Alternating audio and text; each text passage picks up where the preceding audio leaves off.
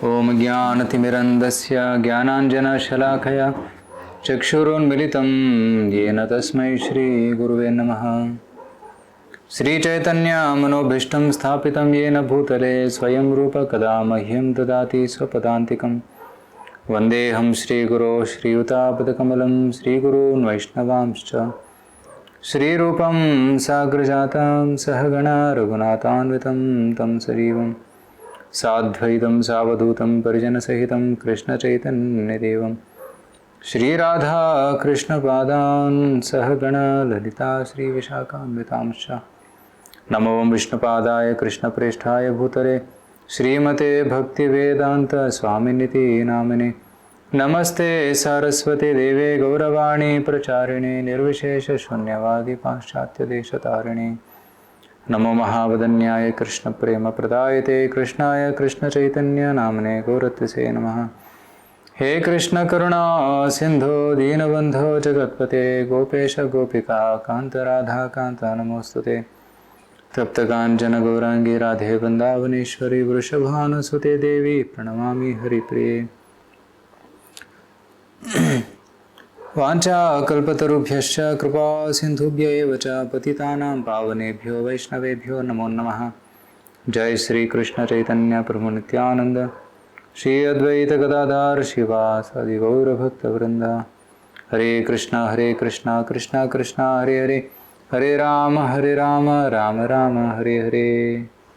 मूकं करोति वाचालं पंगुं लङ्घयते गिरिं यत्कृपातमहं वन्दे श्रीगुरो दीनतारणं परमानन्दमाधवं श्रीचैतन्यमीश्वरं। ಹರೇ ಕೃಷ್ಣ. ಎಲ್ಲ ಭಕ್ತರಿಗೆ ಮತ್ತೆ ಸ್ವಾಗತ. ಇವತ್ತು ಶ್ರೀಮದ್ ಭಾಗವತ ರಸಮಾಲೆಯ ದ್ವಿತೀಯ ಸ್ಕಂದದ 3ನೇ ಅಧ್ಯಾಯದ ಚರ್ಚೆ ನಡೆಯಲಿದೆ. ಸೊ ತಾವೆಲ್ಲರೂ ಪ್ರಥಮ 2 ಅಧ್ಯಾಯಗಳನ್ನು ಕೇಳಿದ್ದೀರ ಮತ್ತು ಸುಮಾರು ಜನ ಭಾಗವತ ರಸಮಾಲೆ ಪ್ರಥಮ ಸ್ಕಂದವನ್ನು ಕೂಡ ಅಟೆಂಡ್ ಆಗಿ ಕೇಳಿದ್ದೀರ. ಹೀಗೆ ಹಂತ ಹಂತವಾಗಿ ನಾವು ಭಾಗವತವನ್ನು ಕೇಳ್ತಾ ಹೋದರೆ ಭಗವಂತನ ಸಾಕ್ಷಾತ್ಕಾರ ನಮಗಾಗುತ್ತಂತೆ. ಪ್ರಥಮ 2 ಸ್ಕಂದಗಳನ್ನು ಭಗವಂತನ 2 ಪಾದಕಮಲಗಳಿಗೆ ಹೋಲಿಸಿದ್ದಾರೆ. ಸೊ ಭಗವಂತನ ಪಾದಕಮಲಗಳ ಧ್ಯಾನ ಮಾಡುವುದರಿಂದ, ಅಧ್ಯಯನ ಮಾಡುವುದರಿಂದ ಸಕಲ ಕಲ್ಮಶಗಳು ನಾಶವಾಗುತ್ತೆ. ಸಂಚಿಂತಯೇದ್ ಭಗವತಶ್ಚರಣಾರವಿಂದಂ ವಜ್ರಾಂಕುಶಧ್ವಜ ಸರೋರುಹ ಲಾಂಛನಾಢ್ಯಂ ಉತ್ತುಂಗ ರಕ್ತ ವಿಲಸನ್ನಕ ಚಕ್ರವಾಲ ಜ್ಯೋತ್ಸ್ನಾ ವಿರಾಹತ ಮಹಧೃತಯಂಧಕಾರಂ. ಸೊ ಭಾಗವತದಲ್ಲಿ ಹೇಳ್ತಾರೆ, ಭಗವಂತನ ಚರಣ ಕಮಲವನ್ನು ನೆನೆಸುವುದರಿಂದ ನಮ್ಮ ಹೃದಯದಲ್ಲಿರುವಂತಹ ಅಂಧಕಾರ ನಾಶವಾಗುತ್ತೆ ಅಂತ. ಸೊ ಈ ಒಂದು ಸುವರ್ಣ ಅವಕಾಶ ಭಾಗವತದ ಶ್ರವಣ ಮಾಡುವುದಕ್ಕೆ ಮತ್ತು ಸಿಸ್ಟಮ್ಯಾಟಿಕ್ ಆಗಿ ಅಧ್ಯಯನವನ್ನು ಮಾಡೋದಕ್ಕೆ ಒಂದು ಅವಕಾಶ ಇಲ್ಲಿ ತಮ್ಮೆಲ್ಲರಿಗೂ ಸಿಗ್ತಾ ಇದೆ. ಸೊ 2ನೇ ಅಧ್ಯಾಯದ ಹೆಸರು ಹೃದಯಸ್ಥ ಭಗವಂತ, ಹೃದಯದಲ್ಲಿರುವ ಭಗವಂತ ಪರಮಾತ್ಮನ ಧ್ಯಾನ. ಸೊ 2ನೇ ಅಧ್ಯಾಯದಲ್ಲಿ ಪರಮಾತ್ಮನ ವರ್ಣನೆ, ಪರಮಾತ್ಮನ ರೂಪದ ಸೌಂದರ್ಯದ ವರ್ಣನೆ ಅಲ್ಲಿತ್ತು. ಹೃದಯದ ಭಾಗದಲ್ಲಿ ಚತುರ್ಭುಜ ರೂಪದಲ್ಲಿ ಪೀತಾಂಬರಧಾರಿ, ಸೊ ಗುಂಗುರು ಕೂದಲಿರುವ ಕಮಲನಂತೆ ಕಣ್ಣು ಇರುವ ಸುಂದರವಾದ ಪರಮಾತ್ಮನ ಧ್ಯಾನವನ್ನು ಮಾಡ್ತಾ ಯೋಗಿಗಳು ಪರಮ ಗುರಿಯನ್ನು ತಲುಪುತ್ತಾರೆ. ರೈಟ್. ಸೊ ಆ ವಿಷಯದ ಬಗ್ಗೆ ಚರ್ಚೆ ನಡೆದಿತ್ತು. ವಿಶೇಷವಾಗಿ 2 ವಿಷಯಗಳಿತ್ತು ಅಲ್ಲಿ. ಒಂದು ಭಗವಂತನ ನೇರವಾದ ಧ್ಯಾನ ಮಾಡುವ ಮಾರ್ಗ, 2ನೇದು ಕ್ರಮ ಮುಕ್ತಿ. ಯಾರ ಹೃದಯ ಪರಿಶುದ್ಧವಿಲ್ವೋ ಅವರು ಕ್ರಮೇಣವಾಗಿ ಹಂತ ಹಂತವಾಗಿ ಹಲವು ಲೋಕಗಳನ್ನು ತಲುಪುತ್ತಾ ಅವರು ಸಾಧನೆಯನ್ನು ಮಾಡ್ತಾ ಅವರು ಈ ಭೂಲೋಕದಿಂದ, ಈ ಭೌತಿಕ ಜಗತ್ತಿನಿಂದ ಆಧ್ಯಾತ್ಮಿಕ ಜಗತ್ತಿಗೆ ಹೋಗ್ತಾರೆ. ಸೊ ಇದೆಲ್ಲ ಹೇಳಿದ ಮೇಲೆ ಅಂತಿಮವಾಗಿ ಶ್ರೇಷ್ಠವಾದ ಮಾರ್ಗ ಭಕ್ತಿ ಮಾರ್ಗ ಅಂತ ಹೇಳಿದರು. ಬ್ರಹ್ಮಾಜಿ ಕೂಡ ವೇದಗಳನ್ನು ಹಲವು ಬಾರಿ ಓದಿದ ಮೇಲೆ ಅವರು ಈ ಭಕ್ತಿ ಮಾರ್ಗವೇ ಶ್ರೇಷ್ಠ ಮಾರ್ಗ ಅಂತ ಅವರು ತೀರ್ಮಾನಿಸಿದರು. ಆ ಒಂದು ಶ್ಲೋಕ ಇಲ್ಲಿ ಬಂದಿತ್ತು. ಭಗವಾನ್ ಬ್ರಹ್ಮ ಕಾರ್ಚೇನ ತ್ರೀರ್ ಅನ್ವೀಕ್ಷ ಮನೀಷ 3 ಬಾರಿ ವೇದಗಳನ್ನು ಓದಿದ ಮೇಲೆ ಅವರ ಸಾಕ್ಷಾತ್ಕಾರ ಏನಿತ್ತು? ಶ್ರೇಷ್ಠವಾದ ಮಾರ್ಗ ಭಕ್ತಿ ಮಾರ್ಗ ಅಂತ. ವಿಶೇಷವಾಗಿ ಶ್ರವಣ ಕೀರ್ತನದ ಮಾರ್ಗ ಶ್ರೇಷ್ಠ ಮಾರ್ಗ, ಕ್ರಮಮುಕ್ತಿಗಿಂತಲೂ ಕೂಡ ಶ್ರೇಷ್ಠವಾದದ್ದು ಭಕ್ತಿ ಮಾರ್ಗ ಅಂತ ಹೇಳಿದರು. ಸೊ ಆ ಭಕ್ತಿಯ ವರ್ಣನೆಯನ್ನು ಮಾಡ್ತಾ, ಯಾರು ಶುದ್ಧ ಭಕ್ತರಿದ್ದಾರೋ ಅವರು ಭಗವಂತನ ಗುಣಗಳನ್ನು ಪಿಬಂತಿಯೇ ಭಾಗವತ ಆತ್ಮನ ಸತಾಂ. ಸತಾಂ ಅಂದರೆ ಭಕ್ತರು ಈ ಭಗವಂತನ ಗುಣಗಳನ್ನು ಕೇಳ್ತಾರೆ, ಕುಡಿತಾರೆ ಕಿವಿಯಿಂದ ಅಂತ ಹೇಳ್ತಾ 2ನೇ ಅಧ್ಯಾಯವನ್ನು ಮುಗಿಸಿದ್ರು. ಈಗ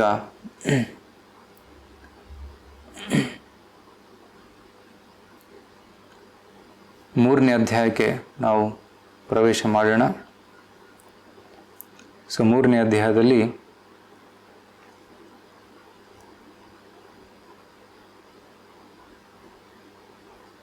ಶುದ್ಧ ಭಕ್ತಿ ಸೇವೆ, ಪ್ಯೂರ್ ಡಿವೋಷನಲ್ ಸರ್ವಿಸ್, ಹೃದಯ ಪರಿವರ್ತನೆ, ಇದು ಶೀರ್ಷಿಕೆಯನ್ನು ಪ್ರಭುಪಾದರು ಕೊಟ್ಟಿದ್ದಾರೆ. ವಿಶೇಷವಾಗಿ ಇಲ್ಲಿ 2 ಮುಖ್ಯ ಭಾಗಗಳಿದೆ ಈ ಅಧ್ಯಾಯದಲ್ಲಿ. ಒಂದು ದೇವತೆಗಳ ಆರಾಧನೆ ಮತ್ತು ಶುದ್ಧ ಭಕ್ತಿ, ಎರಡನ್ನು ಹೋಲಿಸಿದ್ದಾರೆ. ಹೇಗೆ ಶುದ್ಧ ಭಕ್ತಿ ದೇವತಾರಾಧನೆಗಿಂತಲೂ ಶ್ರೇಷ್ಠವಾದದ್ದು ಅಂತ. 2ನೇ ಭಾಗ ಏನಂದರೆ ಶೌನಕ ಋಷಿಗಳು ಸೂತ ಗೋಸ್ವಾಮಿಯವರನ್ನ ಪ್ರಶ್ನೆ ಮಾಡ್ತಾರೆ. ದಯವಿಟ್ಟು ಪರೀಕ್ಷಿತ ಏನು ಪ್ರಶ್ನೆಗಳು ಕೇಳ್ದ, ಮುಂದೆ ಏನು ವಿಷಯಗಳನ್ನ ಕೇಳೋದಕ್ಕೆ ಇಚ್ಛೆಪಟ್ಟ, ಆ ವರ್ಣನೆಗಳನ್ನು, ಆ ವಿಷಯಗಳನ್ನು ದಯವಿಟ್ಟು ತಿಳಿಸಿ. ನಾವು ಕೇಳೋದಕ್ಕೆ ಉತ್ಸುಕರಾಗಿದ್ದೀವಿ. ನಮ್ಮ ಹೃದಯದಲ್ಲಿ ಭಗವಂತನ ಬಗ್ಗೆ ಕೇಳುವಂತಹ ಆಸೆ ಇದೆ, ಲಾಲಸೆ ಇದೆ. ದಯವಿಟ್ಟು ಕೃಷ್ಣ ಕಥೆಯನ್ನು ಮುಂದುವರಿಸಿ ಅಂತ ಅಲ್ಲಿ ಒಂದು ನಿವೇದನೆಯನ್ನು ಸಲ್ಲಿಸ್ತಾ ಇದ್ದಾರೆ. ಅಲ್ಲಿ ಯಾರು ಕೃಷ್ಣ ಕಥಾ ಕೇಳೋದಿಲ್ವೋ ಅವರ ವರ್ಣನೆ ಅಂತ ಜನರ, ಪಶುಗಳಂತಹ ಜನರ ವರ್ಣನೆ ಅಲ್ಲಿ ಹೇಳಿದ್ದಾರೆ. ಯಾರು ಕೃಷ್ಣ ಕಥೆ ಕೇಳಿದಲ್ವೋ ಅವರನ್ನು ಪಶುಗಳಿಗೆ ಹೋಲಿಸಿ ಆ ಒಂದು ಅವರ ವ್ಯಕ್ತಿತ್ವ ಹೇಗಿದೆ ಮತ್ತು ಅವರ ಪ್ರತಿಯೊಂದು ಅಂಗಗಳ ಒಂದು ವರ್ಣನೆ ಅಲ್ಲಿ ಬರುತ್ತೆ. ಸೊ ಈ ವಿಷಯಗಳನ್ನ ಇವತ್ತು ಚರ್ಚೆ ಮಾಡೋಣ. ಓಂ ನಮೋ ಭಗವತೆ ವಾಸುದೇವಾಯ. ಓಂ ನಮೋ ಭಗವತೆ ವಾಸುದೇವಾಯ. ಓಂ ನಮೋ ಭಗವತೆ ವಾಸುದೇವಾಯ. ನಾರಾಯಣಂ ನಮಸ್ಕೃತ್ಯ ನರಂ ಚೈವ ನರೋತ್ತಮಂ ದೇವೀಂ ಸರಸ್ವತೀಂ ವ್ಯಾಸಂ ತತೋ ಜಯಮುದೀರಯೇ. ನಷ್ಟಪ್ರಾಯೇಷು ಭದ್ರೇಷು ನಿತ್ಯಂ ಭಾಗವತ ಸೇವಯಾ ಭಗವತಿ ಉತ್ತಮ ಶ್ಲೋಕೆ ಭಕ್ತಿರ್ಭವತಿ ನೈಷ್ಟಿಕಿ. ಕೃಷ್ಣಾಯ ವಾಸುದೇವಾಯ ದೇವಕೀ ನಂದನಾಯ ಚ ನಂದಗೋಪಕುಮಾರಾಯ ಗೋವಿಂದಾಯ ನಮೋ ನಮಃ.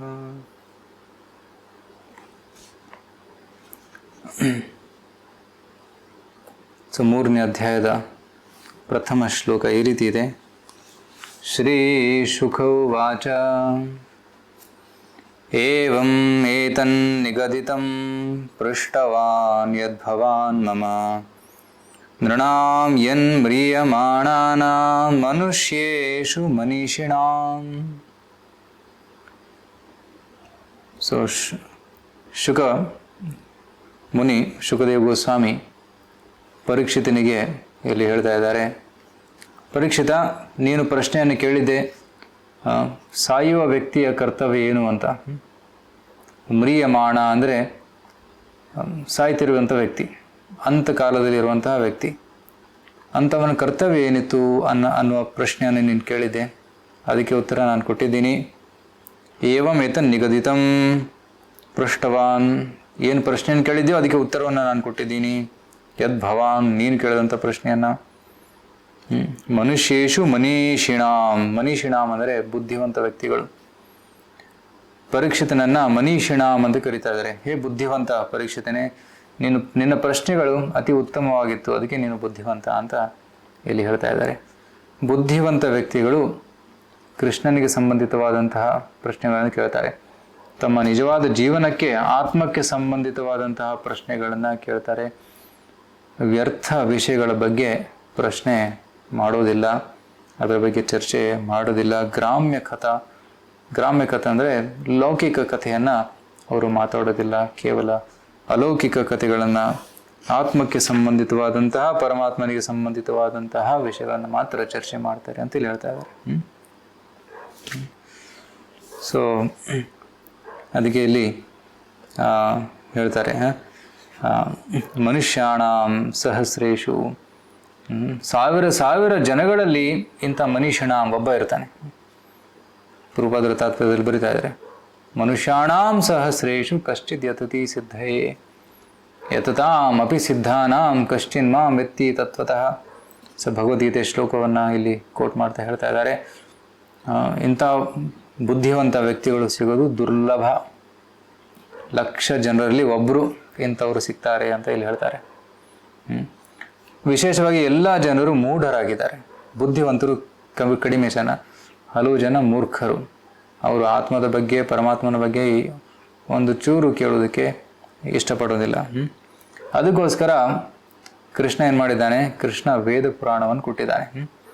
ಚೈತನ್ಯ ಚರಿತಾಮೃತ ಮಧ್ಯದಲ್ಲಿ ಇಲ್ಲದ್ರೆ ಹೇಳ್ತಾರೆ, ಮಾಯಾಬುಗ್ಧ ಜೀವೇರ್ನಹಿ ಸ್ವತಃ ಕೃಷ್ಣ ಜ್ಞಾನ್ ಜೀವೇರ ಕೃಪಾಯ ಕೈಲೆ ಕೃಷ್ಣ ವೇದ ಪುರಾಣ.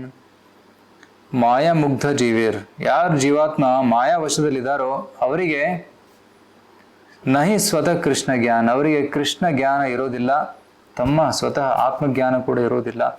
ಅಂಥ ಜನರ ಕಲ್ಯಾಣಕ್ಕಾಗಿ ಸಾಕ್ಷಾತ್ ಕೃಷ್ಣನೇ ವ್ಯಾಸನ ರೂಪದಲ್ಲಿ ಎಲ್ಲ ವೇದ ಪುರಾಣಗಳನ್ನು ಬರೆದಿದ್ದಾರೆ. ಸೊ ವೇದ ಪುರಾಣಗಳನ್ನು ಓದುವುದರಿಂದ ನಮಗೆ ಭಗವಂತನ ಜ್ಞಾನ ತಿಳಿಯುತ್ತೆ. ಅದಕ್ಕೆ ನಾವು ಭಾಗವತವನ್ನು ಕೇಳಬೇಕು.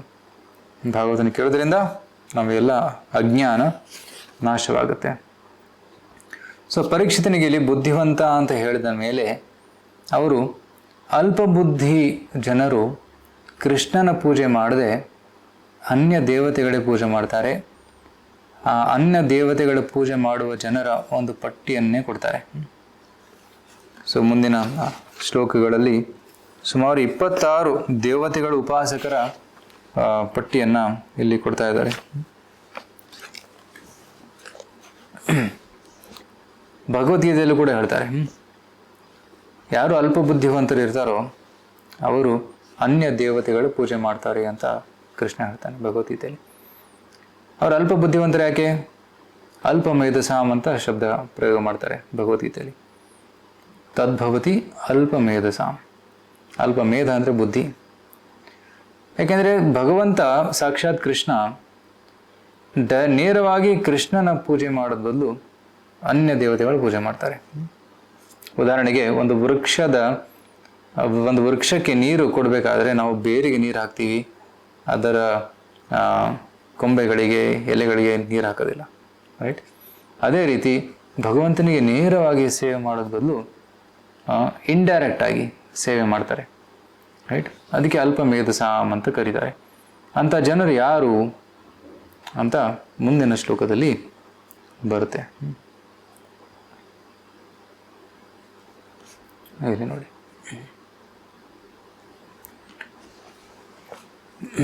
2ನೇ ಶ್ಲೋಕದಿಂದ 9ನೇ ಶ್ಲೋಕದವರೆಗೆ ಸುಮಾರು ದೇವತೆಗಳ ಒಂದು ಪಟ್ಟಿ, 26 ದೇವತೆ ಉಪಾಸಕರ ಒಂದು ಪಟ್ಟಿಯನ್ನು ಇಲ್ಲಿ ಕೊಡ್ತಾರೆ. ಯಾರು ನಿರ್ವಿಕಾರ ಬ್ರಹ್ಮಜ್ಯೋತಿಯಲ್ಲಿ ಸೇರಿ ಹೋಗುವ ಇಚ್ಛೆ ಇದೆಯೋ ಅವರು ಬ್ರಹ್ಮದೇವರ ಪೂಜೆ ಮಾಡ್ತಾರೆ. ಯಾರಿಗೆ ಮೈಥುನ ಸಂಭೋಗದ ಇಚ್ಛೆ ಇದೆಯೋ ಅವರು ಇಂದ್ರ ದೇವರ ಪೂಜೆ ಮಾಡ್ತಾರೆ. ಒಳ್ಳೆಯ ಸಂತಾನೋತ್ಪತ್ತಿ ಇಚ್ಛೆ ಇದೆ, ಅವರು ಪ್ರಜಾಪತಿ ದಕ್ಷನ ಆರಾಧನೆಯನ್ನು ಮಾಡ್ತಾರೆ. ಒಳ್ಳೆಯ ಭಾಗ್ಯ ಬೇಕು, ಸಂಪತ್ತು ಬೇಕು, ಅವರು ದುರ್ಗಾದೇವಿಯ ಆರಾಧನೆಯನ್ನು ಮಾಡ್ತಾರೆ. ಧನಂ ದೇಹಿ, ಜನಂ ದೇಹಿ, ಸುಂದರ್ ಭಾರ್ಯಾದೇಹಿ, ಈ ರೀತಿ ಭೌತಿಕ ಕಾಮನೆ ಇಡುವವರು ಜನರಲಿ ದುರ್ಗಾದೇವಿ ಅಥವಾ ಶಿವನ ಹತ್ರ ಪೂಜೆ ಮಾಡ್ತಾರೆ. ಯಾರಿಗೆ ಬಲ ಬೇಕು ಅವರು ಅಗ್ನಿ ದೇವರ ಪೂಜೆ ಮಾಡ್ತಾರೆ. ಧನ ಬೇಕು ಅವರು ವಸು ಅವರ ಪೂಜೆ ಮಾಡ್ತಾರೆ. ಮಹಾವೀರನಾಗ ಬಯಸುವವರು ಶಿವನ ರುದ್ರಾವತಾರದ ಆರಾಧನೆಯನ್ನು ಮಾಡ್ತಾರೆ. ಧಾನ್ಯ ಅಂದರೆ ಅಕ್ಕಿ ಗೋಧಿ ಸಂಗ್ರಹ ಇಚ್ಛೆ ಇರೋರು ಅವರು ಆದಿತ್ಯ ಪೂಜೆ ಮಾಡ್ತಾರೆ. ಸ್ವರ್ಗ ಕಾಮನೆ ಇರೋರು ಅವರು ಆದಿತ್ಯ ದೇವತೆಗಳ ಪೂಜೆ ಮಾಡ್ತಾರೆ. ದ್ವಾದಶ ಆದಿತ್ಯ, 12 ಆದಿತ್ಯರಿದ್ದಾರೆ, ಅವರ ಆರಾಧನೆಯನ್ನು ಮಾಡ್ತಾರೆ. ಸಾಮ್ರಾಜ್ಯ ಬೇಕು ಅವರು ವಿಶ್ವ ದೇವತೆಗಳು ಪೂಜೆ ಮಾಡ್ತಾರೆ. ಜನಪ್ರಿಯರಾಗಲಿಕ್ಕೆ ಇಚ್ಛೆ ಇಡುವವರು, ಲೋಕ ಪ್ರಖ್ಯಾತನಾಗಬೇಕು, ನಾನು ಎಲ್ಲ ಕಡೆ ನನ್ನ ಖ್ಯಾತಿ ಹರಡಬೇಕು ಅಂಥವರು ಸಾಧ್ಯ ದೇವತೆಗಳಂತ ಇದ್ದಾರೆ, ಅವರ ಪೂಜೆ ಮಾಡ್ತಾರೆ. ದೀರ್ಘಾಯುಷ್ಯ ಇಚ್ಛೆಯಿರೋರು ಅಶ್ವಿನಿ ಕುಮಾರ್ ಅವರು. ಅಶ್ವಿನಿ ಕುಮಾರ್ ಅವರು ದೇವತೆಗಳ ಆಯುರ್ವೇದಿಕ್ ಡಾಕ್ಟರ್ಸು. ಅವರ ಪೂಜೆ ಮಾಡೋದ್ರಿಂದ ಅವ್ರು ದೀರ್ಘಾಯುಷ್ಯ ಸಿಗುತ್ತಂತೆ. ಬಲವಾದ ದೇಹ ಬೇಕನ್ನೋರು ಭೂದೇವಿ ಪೂಜೆ ಮಾಡ್ತಾರೆ. ಸ್ಥಾನ ಭದ್ರತೆ ಬೇಕಾರೋರು ಪೃಥ್ವಿ ಮತ್ತು ಹೊರೈಸನ್ ಪೂಜೆ ಮಾಡ್ತಾರೆ. ಸೌಂದರ್ಯ ಬೇಕನ್ನೋರು ಗಂಧರ್ವ ದೇವತೆಗಳ ಪೂಜೆ ಮಾಡ್ತಾರೆ. ಸತ್ಪತ್ನಿ ಒಳ್ಳೆಯ ಪತ್ನಿ ಬೇಕನ್ನೋರು ಅಪ್ಸರೆ ಮತ್ತು ಊರುಷಿಯ ಪೂಜೆ ಮಾಡ್ತಾರೆ. ಇತರರ ಮೇಲೆ ಅಧಿಪತ್ಯ ಬೇಕು ಅನ್ನುವರು ಬ್ರಹ್ಮದೇವರ ಪೂಜೆ ಮಾಡ್ತಾರೆ. ಯಶಸ್ಕಾಮ ಯಶ ಬೇಕು ಅನ್ನೋರು ದೇವೋತ್ತಮ ಪರಮ ಪುರುಷ ಯಜ್ಞನ ಪೂಜೆ ಮಾಡ್ತಾರೆ. ಸಾಕಷ್ಟು ಧನ ಸಂಚಯ ಮಾಡುವವರು ವರುಣನ ಆರಾಧನೆ ಮಾಡ್ತಾರೆ. ಮಹಾವಿದ್ವಾಂಸನಾಗುವ ಇಚ್ಛೆ ಪಡುವವರು ಶಿವನ ಪೂಜೆ ಮಾಡ್ತಾರೆ. ಸುಖ ದಾಂಪತ್ಯ ಬಯಸುವವರು ಉಮಾದೇವಿ ಪೂಜೆ ಮಾಡ್ತಾರೆ. ಮತ್ತೆ ಅಧ್ಯಾತ್ಮ ಜ್ಞಾನ ವೃದ್ಧಿ ಆಗುವವರು ಆಗ್ಬೇಕಂತ ಇಚ್ಛೆ ಪಡುವವರು ಶ್ರೀ ವಿಷ್ಣು ಮತ್ತೆ ಅವನ ಭಕ್ತರ ಆರಾಧನೆಯನ್ನು ಮಾಡ್ತಾರೆ. ಸಂತಾನ ರಕ್ಷಣೆ ಅಥವಾ ವಂಶವೃದ್ಧಿ ಬೇಕನ್ನುವರು ನಾನಾ ದೇವತೆಗಳ ಪೂಜೆ. ರಾಜ್ಯದ ಅಥವಾ ಸಾಮ್ರಾಜ್ಯದ ಅಧಿಪತ್ಯ ಬೇಕನ್ನೋರು ಮನು ಮಹಾರಾಜನ ಪೂಜೆ ಮಾಡ್ತಾರೆ. ಶತ್ರುವಿನ ಮೇಲೆ ವಿಜಯ ಬಯಸುವವರು ರಾಕ್ಷಸರ ಪೂಜೆ ಮಾಡ್ತಾರೆ. ಮತ್ತು ಇಂದ್ರಿಯ ಸುಖ ಬಯಸುವವರು ಸೋಮ ಅಂದರೆ ಚಂದ್ರನ ಆರಾಧನೆಯನ್ನ ಮಾಡ್ತಾರೆ ಅಂತ ಇಲ್ಲಿ ಈ ಶ್ಲೋಕಗಳಲ್ಲಿ ಹೇಳ್ತಾರೆ.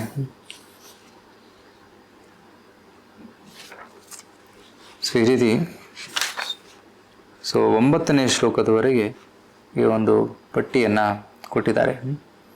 ಸೊ ಇದರಿಂದ ಏನು ಅರ್ಥ ಮಾಡ್ಕೋಬೇಕಂದ್ರೆ ಪ್ರಭುಪಾದರು ಇಲ್ಲಿ ತಾತ್ಪರ್ಯದಲ್ಲಿ ಬರೀತಾರೆ. ಆ್ಯಕ್ಚುಲಿ ಬೇರೆ ಬೇರೆ ಗುಣದಲ್ಲಿರುವವರು, ಸತ್ವಗುಣ, ರಜಗುಣ, ತಮಗುಣ, ಆ ಗುಣದಲ್ಲಿರುವವರು ಅನ್ಯ ದೇವತೆಗಳ ಆರಾಧನೆಯನ್ನು ಮಾಡ್ತಾರೆ. ವಿಶೇಷವಾಗಿ ಈ ಪಟ್ಟಿಯಲ್ಲಿ ನೋಡ್ತಾ ಇದ್ದಾಗ ಸುಮಾರು ಜನರು ತಮೋಗುಣ ಮತ್ತು ರಜೋಗುಣದಲ್ಲಿದ್ದಾರೆ. ತಾಮಸಿಕ ಇಚ್ಛೆಗಳು ಮತ್ತು ರಾಜಸಿಕ ಇಚ್ಛೆಗಳು ಇದ್ದಲ್ಲಿ ಅವರು ಅನ್ಯ ದೇವತೆಗಳ ಪೂಜೆ ಮಾಡ್ತಾರೆ. ಫಾರ್ ಎಕ್ಸಾಂಪಲ್ ಪ್ರಭುಪಾದ ಹೇಳ್ತಾರೆ, ರಾವಣನ ಉದಾಹರಣೆ ತಗೋತಾರೆ. ರಾವಣನಿಗೆ ಹೆಚ್ಚು ಸಾಮ್ರಾಜ್ಯವನ್ನು ಗಳಿಸಬೇಕು ಮತ್ತು ಯಶಸ್ಸನ್ನು ಗಳಿಸಬೇಕು ಅಂತ ಒಂದು ಇಚ್ಛೆ ಇತ್ತು. ಅದಕ್ಕೆ ರಾವಣ ಶಿವನ ಆರಾಧನೆ ಮಾಡಿದ. ರೈಟ್. ಸೊ ಶಿವನ ಅನುಗ್ರಹದಿಂದ ಅವರು ತುಂಬ ಶಕ್ತಿಶಾಲಿಯಾದ. ರೈಟ್. ಅವನಿಗೆ ಹೆಸರು ದಶಗ್ರೀವ ಅಂತ ಇತ್ತು. ರೈಟ್. ಅವನು ತಪಸ್ಸು ಮಾಡಬೇಕಾದ್ರೆ ಒಂದೊಂದು ತಲೆಯನ್ನು ಕಟ್ ಮಾಡಿ ಹಾಕ್ತಾ ಇದ್ದಂತೆ. ಅಷ್ಟೊಂದು ತೀವ್ರ ತಪಸ್ಸನ್ನು ಅವನು ಮಾಡ್ತಾ ಇದ್ದ. ಇದು ರಾಜಸಿಕ ಒಂದು ತಪಸ್ಸು. ಸೊ ರಜೋಗುಣದಲ್ಲಿರುವವರು ಅವರು ಯಶಸ್ಸನ್ನು ಮತ್ತು ಸಂಘ ಅಥವಾ ತೃಷ್ಣ ಭೌತಿಕ ಸಂಪತ್ತನ್ನು ಬಯಸ್ತಾರೆ. ಶುದ್ಧ ಪ್ರೀತಿಯನ್ನು ಅವರು ಬಯಸೋದಿಲ್ಲ. ಸತ್ವಗುಣದಲ್ಲಿರೋರು ಶಾಂತಿ ಆನಂದವನ್ನು ಬಯಸ್ತಾರೆ. ಭಗವಂತನ ಸೇವೆಯನ್ನು ಕೂಡ ಬಯಸ್ತಾರೆ. ತಮಗುಣದಲ್ಲಿರುವವರು ಅನ್ಯರಿಗೆ ಹಾನಿಯಾಗಲಿ ಅಂತ ಬಯಸ್ತಾರೆ. ಈ ರೀತಿ ಯಾವ್ಯಾವ ಗುಣದಲ್ಲಿ ಜನರಿದ್ದಾರೋ ಆ ರೀತಿ ಅವರು ದೇವತೆಗಳ ಆರಾಧನೆಯನ್ನು ಮಾಡ್ತಾರೆ. ಸದೇ ಪ್ರಭುಪಾದರು ಇಲ್ಲಿ ಹೇಳ್ತಾ ಇದ್ದಾರೆ. ಸೊ ರಾವಣ ಅಥವಾ ವೃಕಾಸುರ ಅಂತ ಜನರು ತಾಮಸಿಕ, ವೃಕಾಸುರ ಎಸ್ಪೆಷಲಿ ಅವನು ತಾಮಸಿಕ ಆರಾಧನೆಯನ್ನು ಮಾಡ್ತಾ ಇದ್ದ. ಶಿವನನ್ನು ಮೆಚ್ಚಿಸೋದಕ್ಕೆ ಅವನು ತನ್ನ ಶರೀರದ ಚರ್ಮವನ್ನು ಕಟ್ ಮಾಡಿ ಅವನು ಶಿವನಿಗೆ ಅರ್ಪಣೆ ಮಾಡ್ತಾ ಇದ್ದಂತೆ. ಶಿವ ಬರಲಿಲ್ಲ. ಆಗ ತಲೆಯನ್ನೇ ಕಟ್ ಮಾಡೋದಕ್ಕೆ ಅವನು ತಲೆ ಕಟ್ ಮಾಡಿ ಬೆಂಕಿಯಲ್ಲಿ ಹಾಕೋದಕ್ಕೆ ಇಚ್ಛಪಟ್ಟ. ಆಗ ಪಾರ್ವತಿ ಹೇಳ್ತಾಳೆ ಶಿವನಿಗೆ, ಹೇ ಶಿವ, ನೀವು ಹೋಗಿ ನೋಡಿ ಅಂತ, ನಿಮ್ಮ ಭಕ್ತ ತನ್ನ ತಲೆಯನ್ನೇ ಅರ್ಪಣೆ ಮಾಡ್ತಾ ಇದ್ದಾನೆ. ಆಗ ಶಿವ ಬರ್ತಾನೆ, ಪ್ರಕಟವಾಗ್ತಾನೆ. ಅದೇನು ಬೇಕು ಕೇಳು ಅಂತ ಹೇಳ್ತಾನೆ. ಆಗ ವೃಕಾಸುರ ಹೇಳ್ತಾನೆ, ನಾನು ನನ್ನ ಕೈಯನ್ನು ಯಾರ ತಲೆ ಮೇಲೆ ಇಡ್ತೀನಿ ಅವರು ಸತ್ತೋಗ್ಬೇಕು ಅಂತ. ಆಯಿತು, ಶಿವ ಹೇಳ್ತಾನೆ ತಥಾಸ್ತು ಅಂತ. ಆಗ ವೃಕಾಸುರನಿಗೆ ತುಂಬ ಸಂತೋಷ ಆಗುತ್ತೆ. ಆಗ ವೃಕಾಸುರ ಶಿವನ ಪಕ್ಕದಲ್ಲಿದ್ದ ಪಾರ್ವತಿ ನೋಡ್ತಾನೆ. ಪಾರ್ವತಿಯ ಸೌಂದರ್ಯವನ್ನು ನೋಡಿ ಆಕರ್ಷಿತವಾಗ್ತಾನೆ. ಶಿವನನ್ನು ಕೊಂದುಬಿಟ್ರೆ ನಾನು ಪಾರ್ವತಿ ಜೊತೆ ಎಂಜಾಯ್ ಮಾಡ್ಬೋದು ಅಂತ ಅವನು ಇಚ್ಛೆ ಬರುತ್ತೆ. ಆಗ ಶಿವನ ತಲೆ ಮೇಲೆ ಕೈ ಇಡೋದಕ್ಕೆ ಹೋಗ್ತಾನೆ. ಆಗ ಶಿವ ಓಡೋಗ್ತಾನೆ. ಆಗ ವೃಕಾಸುರ ಶಿವನಿಂದ ಹಿಂಬಾಲಿಸ್ತಾ ಇರ್ತಾನೆ. ಆಗ ಭಗವಂತ ನಾರಾಯಣ ವಿಷ್ಣು ಸಾಕ್ಷಾತ್ ಒಬ್ಬ ಬ್ರಾಹ್ಮಣನ ರೂಪದಲ್ಲಿ ಬರ್ತಾನೆ. ಬಂದು ಬಾಲಕನ ರೂಪದಲ್ಲಿ ಬರ್ತಾನೆ. ಬಂದು ವೃಕಾಸುರನ ಕೇಳ್ತಾನೆ, ಎಲ್ಲಿ ಓಡೋಗ್ತಾ ಇದೀಯ ಅಂತ. ನಾನು ಶಿವನ ತಲೆ ಮೇಲೆ ಕೈ ಇಡಬೇಕು ಅಂತ. ಓ ಯಾಕೆ? ಇಲ್ಲ, ನಾನು ಈ ರೀತಿ ಕೈ ಇಟ್ಟರೆ ಅವನು ಸತ್ತೋಗ್ತಾನೆ. ಹೌದಾ, ಶಿವನೇ ನನಗೆ ವರದಾನ ಕೊಟ್ಟಿದ್ದು, ಹೌದಾ? ಸೊ ಆಗ ಬ್ರಾಹ್ಮಣ ಹೇಳ್ತಾನೆ, ಶಿವನ ವರದಾನ ನೀನು ನಂಬ್ತಾ ಇದೆಯಾ? ಆ್ಯಕ್ಚುಲಿ ಬ್ರಾಹ್ಮಣ ಕೂಡ ಒಂದು ರೀತಿ ಛಲವನ್ನು ಇಲ್ಲಿ ಮಾಡ್ತಾಯಿದ್ರು. ಹೇಳ್ತಾರೆ, ಶಿವನ ವರದಾನ ನಿಮಗೆ ನಂಬಿಕೆ ಇದೆಯಾ ಅಂತ. ಹೌದು, ಇಲ್ಲ, ಶಿವ ಹಾಗೆ ವರದಾನ ಕೊಡ್ತಾ ಇರ್ತಾನೆ, ನೀನು ಎಕ್ಸ್ಪೀರಿಯೆಂಟ್ ಮಾಡು, ನೀನು ತಲೆ ಮೇಲೆ ಕೈ ಇಟ್ಟು ನೋಡು ಏನಾಗುತ್ತೆ ಅಂತ. ನಿಂಗೆ ತಲೆ ಮೇಲೆ ಕೈ ಇಡ್ತಾನೆ, ಕೈ ಇಟ್ಕೊಳ್ಳಿ ಅವ್ನು ಸತ್ತೋಗ್ತಾನೆ. ಆಗ ಈ ವೃಕಾಸುರ ಸತ್ತೋಗ್ತಾನೆ. ಆಗ ಶಿವನನ್ನು ವಿಷ್ಣು ಈ ರೀತಿ ಕಾಪಾಡ್ತಾನೆ. ಸೊ ಇಲ್ಲಿ ಈ ಕಥೆ ಯಾಕೆ ಹೇಳಿದೆ ಅಂದರೆ, ರಜಗುಣದಲ್ಲಿ ತಮಗುಣದಲ್ಲಿರುವಂತಹ ಉಪಾಸಕರು ಅವರು ಸ್ವಾರ್ಥಕ್ಕೋಸ್ಕರ ಆರಾಧನೆ ಮಾಡ್ತಾರೆ. ಶಿವನ ಮೇಲೆ ಪ್ರೀತಿ ಇರಲಿಲ್ಲ ವೃಕಾಸುರನಿಗೆ. ಶಿವ ಮಹಾನ್ ಭಕ್ತ, ವೈಷ್ಣವಾನ ಯಥಾಶಂಭು. ಆದರೆ ಅವರ ದೇವತೆಗಳ ಉಪಾಸಕರಿಗೆ ದೇವತೆಗಳ ಮೇಲೆ ಪ್ರೀತಿ ಇಲ್ಲ. ದೇವತೆಗಳಿಂದ ಕೆಲವೊಂದು ವರದಾನಗಳು ಬೇಕಷ್ಟೇ. ದೇವತೆಗಳ ಸೇವೆ ಮಾಡುವಂಥ ಇಚ್ಛೆ ಅವರಿಗಿಲ್ಲ, ಶುದ್ಧ ಇಚ್ಛೆಗಳಿಲ್ಲ. ಸೊ ಅದಕ್ಕೆ ರಜಗುಣ ಮತ್ತು ತಮಗುಣದಲ್ಲಿ ಈ ರೀತಿ ಭೌತಿಕ ಆಸಕ್ತಿಗಳನ್ನು ಅವರು ಬಯಸ್ತಾರೆ. ಅದಕ್ಕೋಸ್ಕರ ದೇವತೆಗಳು ಪೂಜೆ ಮಾಡ್ತಾರೆ. ಆದರೆ ಶುದ್ಧ ಭಕ್ತರು ಕೇವಲ ಭಗವಂತನಿಗೆ ಪ್ರಸನ್ನಗೊಳಿಸೋದಕ್ಕೆ, ಸೇವೆ ಮಾಡೋದಕ್ಕೆ ಇಚ್ಛೆಪಡ್ತಾರೆ. ಅವರಿಗೆ ಯಾವುದೇ ಒಂದು ಭೌತಿಕ ಕಾಮನೆಗಳು ಇರೋದಿಲ್ಲ ಅಂತ ಇಲ್ಲಿ ಪ್ರಭುಪಾದರು ಹೇಳ್ತಾರೆ. ಅದಕ್ಕೆ ಮನುಷ್ಯ ಜೀವನ ನಮಗೆ ಸಿಕ್ಕಾಗ ಆದಷ್ಟು ನಾವು ನೇರವಾಗಿ ಭಗವಂತನ ಸೇವೆ ಮಾಡೋದ್ರಲ್ಲಿ ತೊಡಗಿಸಬೇಕು. ಅನ್ಯ ಸೇವಾ ಕಾರ್ಯಗಳಲ್ಲಿ, ಪೂಜಾ ಕಾರ್ಯಗಳಲ್ಲಿ ಸಮಯವನ್ನು ವ್ಯರ್ಥ ಮಾಡಬಾರ್ದು. ವಿಶೇಷವಾಗಿ ಭಗವಂತನ ನಾಮ ಸಂಕೀರ್ತನೆ ಮತ್ತು ಭಗವಂತನ ಶ್ರವಣ ಮಾಡೋದಲ್ಲಿ ಹೆಚ್ಚು ಸಮಯವನ್ನು ಕಳಿಬೇಕು ಅಂತ ಇದೇ ಮುಖ್ಯ ಸಂದೇಶ ಇಲ್ಲಿ. ರೈಟ್. ಯಾಕೆಂದರೆ ಈ ಭೌತಿಕ ವರದಾನಗಳನ್ನು ಪಡೆದರೂ ಕೂಡ ಏನು ಲಾಭ? ಯಾಕೆ ಯಾರಿಗಾದ್ರು ಒಳ್ಳೆ ಸೌಂದರ್ಯ ಸಿಕ್ತು, ಒಳ್ಳೆ ಸಂಪತ್ತು ಸಿಕ್ತು, ಒಳ್ಳೆ ಯಶಸ್ಸು ಸಿಕ್ತು, ಆದರೆ ಲಾಭ ಏನು? ಸತ್ತ ಮೇಲೆಲ್ಲ ಬಿಟ್ಟು ಹೋಗಬೇಕು. ಅದರ ವ್ಯಾಲ್ಯೂ ಏನು? ಶೂನ್ಯ. ಅದಕ್ಕೆ ಯಾವುದೇ ಒಂದು ಮೌಲ್ಯ ಇಲ್ಲ. ಆದರೆ ಯಾರು ಕೃಷ್ಣನ ಭಕ್ತರಾಗ್ತಾರೋ ಅವರು ಉತ್ತಮವಾದಂತಹ ಒಂದು ಧನವನ್ನು ಅರ್ಜಿಸ್ತಾ ಇದ್ದಾರೆ. ನಿಜವಾದ ಧನ ಯಾವುದು? ಪ್ರೇಮ ಧನ, ಕೃಷ್ಣ ಪ್ರೇಮ ಧನ. ಆ ಕೃಷ್ಣ ಪ್ರೇಮ ಧನವನ್ನು ಅರ್ಜಿಸುವುದೇ ಮಾನವ ಕುಲದ ಮುಖ್ಯವಾದ ಒಂದು ಗುರಿ. ಸೊ ಅದಕ್ಕೆ ನಾವು ಅನ್ಯ ಕಾರ್ಯಗಳಲ್ಲಿ ಸಮಯವನ್ನು ವ್ಯರ್ಥ ಮಾಡಬಾರ್ದು ಅಂತ ಇಲ್ಲಿ ಹೇಳ್ತಾರೆ. ಸೊ ಪ್ರಭುಪಾದರು ಇಲ್ಲಿ ಹೇಳ್ತಾ ಇದ್ದಾರೆ, 3 ಪ್ರಕಾರದ ಉಪಾಸಕರಿದ್ದಾರೆ. ಮಿಶ್ರಿತ ಭಕ್ತರು, ಸಾಧಕ ಭಕ್ತರು ಮತ್ತು ಉತ್ತಮ ಭಕ್ತರು. ಮಿಶ್ರಿತ ಭಕ್ತರು ಅಂದರೆ ಸ್ವಾರ್ಥ ಇಚ್ಛೆಗಳನ್ನು ಇಟ್ಕೊಂಡು ಅವರು ಭಕ್ತಿಯನ್ನು ಮಾಡ್ತಾರೆ. ಮತ್ತು ಇನ್ನೊಬ್ಬರು ಅವರು ಶುದ್ಧರಾಗೋದಕ್ಕೆ, ಪರಿಶುದ್ಧರಾಗೋದಕ್ಕೆ ಭಕ್ತಿಯನ್ನು ಮಾಡ್ತಾ ಇದ್ದಾರೆ. ಮತ್ತು ಇನ್ನೊಬ್ಬರು ಪರಿಶುದ್ಧ ಸ್ತರದಲ್ಲಿ ಭಕ್ತಿಯನ್ನು ಮಾಡ್ತಾ ಇದ್ದಾರೆ, ಅವರು ಶುದ್ಧ ಭಕ್ತರು. ಸೊ ಅದಕ್ಕೆ ನಾವು ಶುದ್ಧ ಸ್ತರಕ್ಕೆ ಬರಬೇಕಂದ್ರೆ ನಾವು ಈ ಭೌತಿಕ ಇಚ್ಛೆಗಳನ್ನು ಬಿಟ್ಟು ಕೇವಲ ಭಗವಂತನ ಸೇವೆ ಇಚ್ಛೆಯನ್ನು ಇಟ್ಕೋಬೇಕು ಅಂತ ಹೇಳ್ತಾ ಮುಂದಿನ ಶ್ಲೋಕಕ್ಕೆ ಒಂದು ಪರಿಚಯವನ್ನು ಇಲ್ಲಿ ಕೊಡ್ತಾ ಇದ್ದಾರೆ. ಮುಂದಿನ ಶ್ಲೋಕ ತುಂಬ ಇಂಪಾರ್ಟೆಂಟ್ ಶ್ಲೋಕ, ಅತಿ ಸುಂದರವಾಗಿದೆ ಈ ಶ್ಲೋಕ. ದಯವಿಟ್ಟು ತಾವೆಲ್ಲರೂ ನನ್ನಿಂದ ಹೇಳಿ. ಅಕಾಮ ಸರ್ವಕಾಮೋ ವಾ ಮೋಕ್ಷ ಕಾಮ ಉದಾರಧೀ ತೀವ್ರೇಣ ಭಕ್ತಿ ಯೋಗೇನ ಯಜೇತ ಪುರುಷ ಪರಂ. ಅತಿ ಸುಂದರವಾಗಿದೆ. ಇನ್ನೊಂದು ಬಾರಿ ಹೇಳೋಣ. ಅಕಾಮ ಸರ್ವಕಾಮೋ ವಾ ಮೋಕ್ಷ ಕಾಮ ಉದಾರಧೀ ತೀವ್ರೇಣ ಭಕ್ತಿ ಯೋಗೇನ ಯಜೇತ ಪುರುಷಂ ಪರಂ. ಇದು ಅತಿ ಸುಂದರವಾದ ಒಂದು ಶ್ಲೋಕ ಇಲ್ಲಿ ಮೂಡಿ ಬರ್ತಾ ಇದೆ. ಅಕಾಮ ಸರ್ವಕಾಮೋವಾ, ಯಾರಿಗೆ ಯಾವುದೇ ಕಾಮನ ಇಲ್ಲದೆ ಇರಲಿ ಅಥವಾ ಸರ್ವಕಾಮನ ಇರಲಿ. ಅಕಾಮ ಸರ್ವಕಾಮವ, ಕಾಮನೆ ಇಲ್ಲದವರು, ಸರ್ವಕಾಮ ಎಲ್ಲ ಕಾಮನೆ ಇರುವವರು, ಮೋಕ್ಷ ಕಾಮ ಮೋಕ್ಷವನ್ನು ಬಯಸುವವರು, ಅಂಥವರಿಗೆ ಉದಾರಧೀ ಅಂತ ಕರೀತಾರೆ. ಅವರು ವಿಶಾಲ ಬುದ್ಧಿ ಉಳ್ಳ ವ್ಯಕ್ತಿ. ತೀವ್ರೇಣ ಭಕ್ತಿ ಯೋಗೇನ ಯಜತೆ ಪುರುಷ ಪರಂ. ಆದರೆ ತೀವ್ರವಾಗಿ ಭಕ್ತಿ ಮಾಡೋದರಿಂದ ಅವರು ಪರಮ ಪುರುಷನನ್ನು ಜಯಿಸಬಹುದು ಅಂತ ಇಲ್ಲಿ ಹೇಳ್ತಾ ಇದ್ದಾರೆ.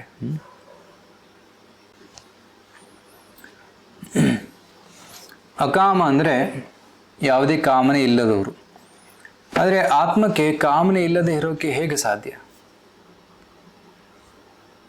ಆತ್ಮದಲ್ಲಿ ಕಾಮನೆಗಳಿದೆ, ಆಸೆಗಳಿದೆ, ಡಿಸೈರ್ಸ್ ಇದೆ.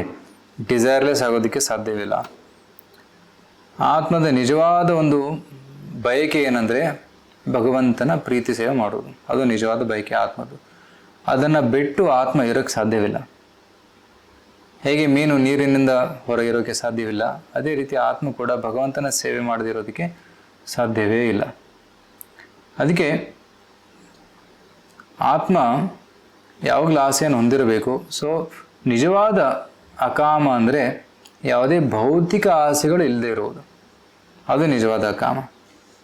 ಓಕೆ, ಅದೇ ಪ್ರಭುಪಾದರಲ್ಲಿ ತಾತ್ಪರ್ಯದಲ್ಲಿ ಕೂಡ ಬರೀತಾರೆ. ಅಕಾಮಃ desireless means therefore not to be inert like a stone, but to be conscious of one's actual position and thus desire satisfaction only from the Supreme Lord.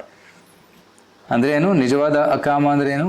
ಕೇವಲ ಭಗವಂತನ ಸೇವೆಯಲ್ಲಿ ಆನಂದವನ್ನು ಪಡೆಯುವುದು, ಭಗವಂತನ ಸೇವೆ ಇಚ್ಛೆಗಳನ್ನು ಇಟ್ಟುಕೊಳ್ಳೋದು, ಅದೇ ನಿಜವಾದ ಅಕಾಮ. ಅಂದರೆ ಯಾವುದೇ ಭೌತಿಕ ಕಾಮನೆಗಳಿಲ್ಲ, ಕೇವಲ ಭಗವಂತನ ಸೇವೆಯ ಆಸೆಗಳಿದೆ, ಕಾಮನೆಗಳಿದೆ, ಅದೇ ನಿಜವಾದ ಅಕಾಮಃ. ಸೊ ಪ್ರಭುಪಾದರು ಉದಾಹರಣೆ ಕೊಡ್ತಾರೆ ಗೋಪಿಗಳು. ವೃಂದಾವನದ ಗೋಪಿಯರು ಭಗವಂತನ ಸೇವೆ ಮಾಡೋದಕ್ಕೆ, ಭಗವಂತನ ಸಂತುಷ್ಟಿಗೋಸ್ಕರ ಏನು ಮಾಡೋದಕ್ಕೂ ಸಿದ್ಧರಾಗಿದ್ದರು. ಕೇವಲ ಭಗವಂತನ ಸುಖವನ್ನು ಬಯಸ್ತಾ ಇದ್ರು, ತಮಗೋಸ್ಕರ ಏನೂ ಸುಖವನ್ನು ಬಯಸ್ತಾ ಇರಲಿಲ್ಲ. ಕೃಷ್ಣನಿಗೆ ಒಂದು ಬಾರಿ ತಲೆನೋವಾಗಿತ್ತಂತೆ. ದ್ವಾರಕಾದಲ್ಲಿ ನಾರದ ಮುನಿಗಳು ಹೋದಾಗ ಕೃಷ್ಣನಿಗೆ ನೋಡ್ತಾರೆ, ಕೃಷ್ಣನಿಗೆ ತಲೆಯಲ್ಲಿ ಕೈ ಇಟ್ಕೊಂಡು ಕೂತಿದ್ದಾನೆ. ಏನಾಯ್ತು ಅಂತ ಕೇಳಿದಾಗ ತಲೆನೋಯ್ತದೆ ಅಂತ ಹೇಳ್ತಾನೆ. ಇದಕ್ಕೆ ಏನಾದರೂ ಮಲಮ್ ತೊಗೊಂಬರಲ್ಲ, ಔಷಧಿ ತೊಗೊಂಬರಲ್ಲ? ಇಲ್ಲ, ಇದಕ್ಕೆ ಔಷಧಿ ಏನಿಲ್ಲ, ನನ್ನ ಭಕ್ತರ ಪಾದ ಧೂಳಿ ನನ್ನ ತಲೆಗೆ ಹಚ್ಚಿದ್ರೆ ಆಗ ನನ್ನ ತಲೆನೋ ಹೋಗುತ್ತೆ ಅಂತ ಹೇಳ್ತಾನೆ. ಹೌದಾ? ಸೊ ನಾರದ ಹೋಗ್ತಾನೆ, ಕೇಳ್ತಾನೆ ಭಕ್ತರಿಗೆ, ಋಷಿ ಮುನಿಗಳಿಗೆ, ದಯವಿಟ್ಟು ಪಾದ ಧೂಳಿಯನ್ನು ಕೊಡಿ ಅಂತ. ಯಾರೂ ಕೊಡೋದಿಲ್ಲ. ಅಯ್ಯೋ, ಕೃಷ್ಣನ ತಲೆ ಮೇಲೆ ನಮ್ಮ ಪಾದ ಧೂಳಿ ಹೋದರೆ ಪಾಪ, ಮಹಾಪಾಪ, ಅದು ನಾವು ನರಕಕ್ಕೆ ಹೋಗ್ತೀವಿ, ಬೇಡ ಅಂತ. ಅದೇ ವೃಂದಾವನಕ್ಕೆ ಬಂದಾಗ ವೃಂದಾವನದಲ್ಲಿ ಗೋಪಿಯರು ಯಮುನಾ ನದಿ ತಟದಲ್ಲಿ ನೀರು ತೊಗೊಂಡು ಹೋಗ್ತಾ ಇದ್ರು. ಆಗ ನಾರದ ಕೇಳ್ತಾನೆ, ಕೃಷ್ಣನಿಗೆ ಪಾದ ಧೂಳಿ ಬೇಕು, ಕೃಷ್ಣನ ತಲೆ ನೋಯ್ತಾ ಇದೆ, ಇದೇ ಪರಿಹಾರ ಅಂತ ಹೇಳ್ತಾನೆ. ತಕ್ಷಣ ಗೋಪಿಯರು ಒಂದು ರಾಶಿ ತಮ್ಮ ಪಾದ ಧೂಳಿಯನ್ನು ಕೊಡ್ತಾರೆ ನಾರದನಿಗೆ, ತೊಗೊಂಡೋಗಿ ಕೃಷ್ಣನಿಗೆ ಕೊಡಿ ಅಂತ.